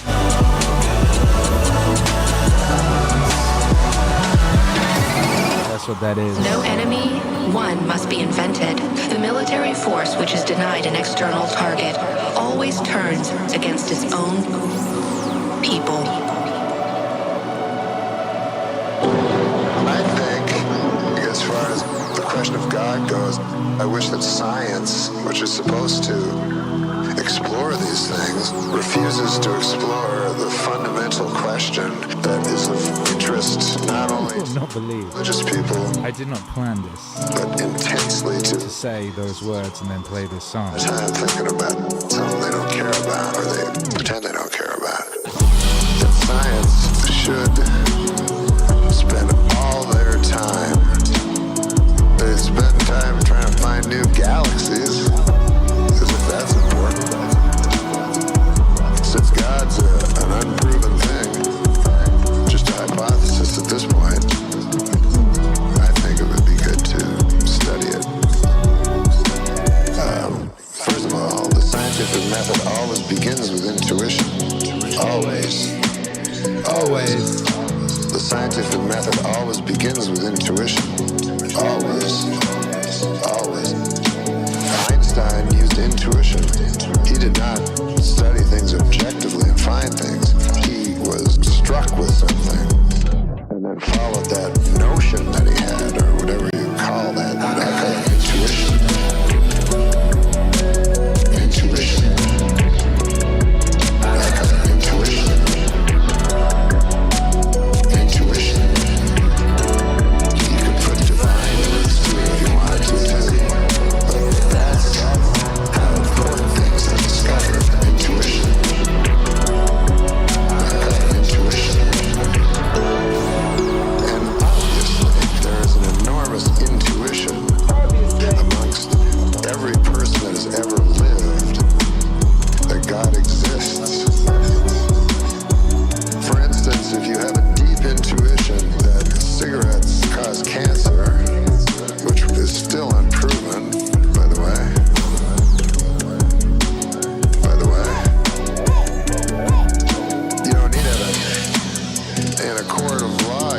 definitely don't need evidence. You don't need a body. You don't need to find a dead body of something. You know, if all things point to something, I don't know.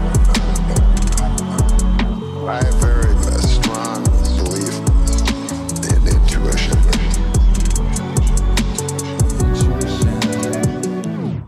I got intuition. Intuition. I got intuition. Intuition. You can put divine things to what you want to do, but that's how important things are discovered. Intuition. I got intuition. And I just find it interesting that something that everyone believes, some people pretend not to. For instance, you will never see an atheist argue that God doesn't exist because the tenets of Scientology are absurd. They will always pick Christianity. It's very interesting that they choose the God that they decide doesn't exist, which means really they're choosing the God they think exists.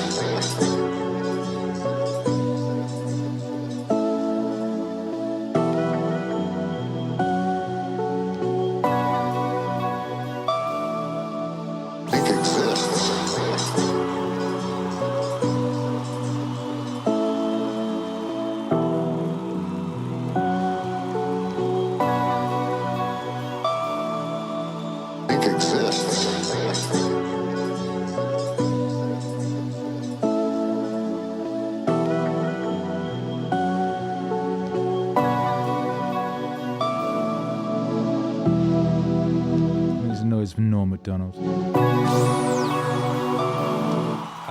Very wonderfully just appearing there. That's when I needed him, perfectly in time and in key with where we were.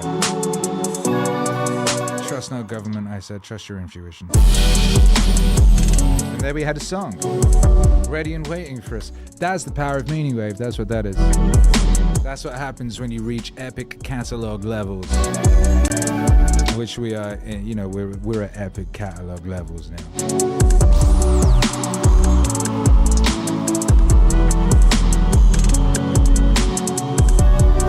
I got 647 songs in my Meaningwave genre crate.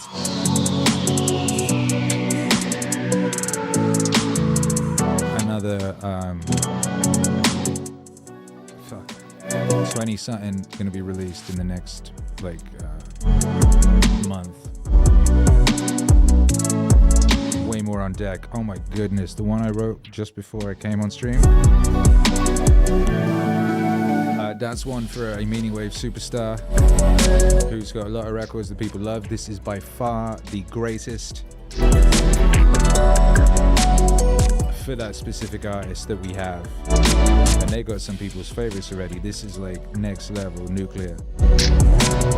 Oh, it was so cool because I thought I'd written the chorus and then I was like, oh, what if I did it? Hang on. Now it's got two. And I was inspired. You know, the other day we were in the Zeros and I was like noticing, or I noticed, I was like, oh, those Timbaland songs, those motherfuckers had like 4 choruses, didn't they? I was like, shit, yeah, why limit it to 1? I mean, I've done that on songs before, but it was fresh in my mind, you know? And the next chorus I came up with was fucking even better, but it's like, have both. So good. I'm excited about it. I might get you on it. Would you like to be on the chorus of this song that I just wrote? That might be cool. What up, everybody? Zinzi, what's cracking? Zombie Nation, what's up? Shecky, what's up? Chris, what's up? All of you, what is up? We've been in the house, we've been here. Yeah, there's another banging stream. We've had some storytelling time. We talked about some stuff that had happened. I shared with you how to not get molested by P Diddy. I let you know the secrets. You know the secrets. I think we're all, a little bit,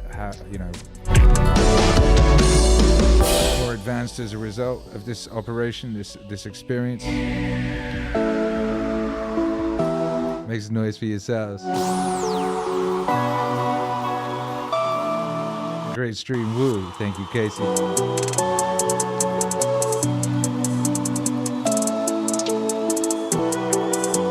We'll be back tomorrow with something special. Chris says, I dig the story times.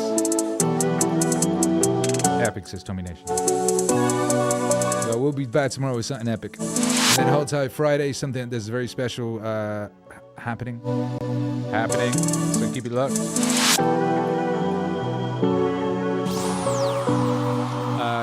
Had but the like on the way out. Leave a comment in the comments section. I'll put the track listing in the description and the pinned comment in case you want to go, what was that song? I love that song. I've never heard that song before. What the fuck?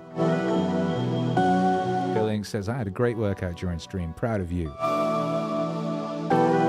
Black and Blue Fin says, hooray for this pattern of streaming. It is a pattern. Do we have a pattern? We've established a pattern. Long may this pattern continue.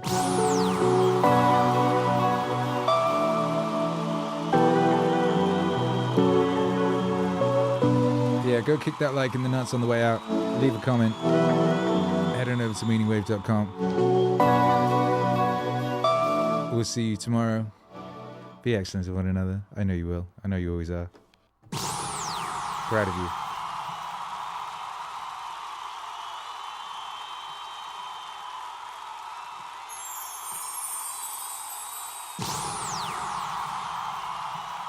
Dawn is good.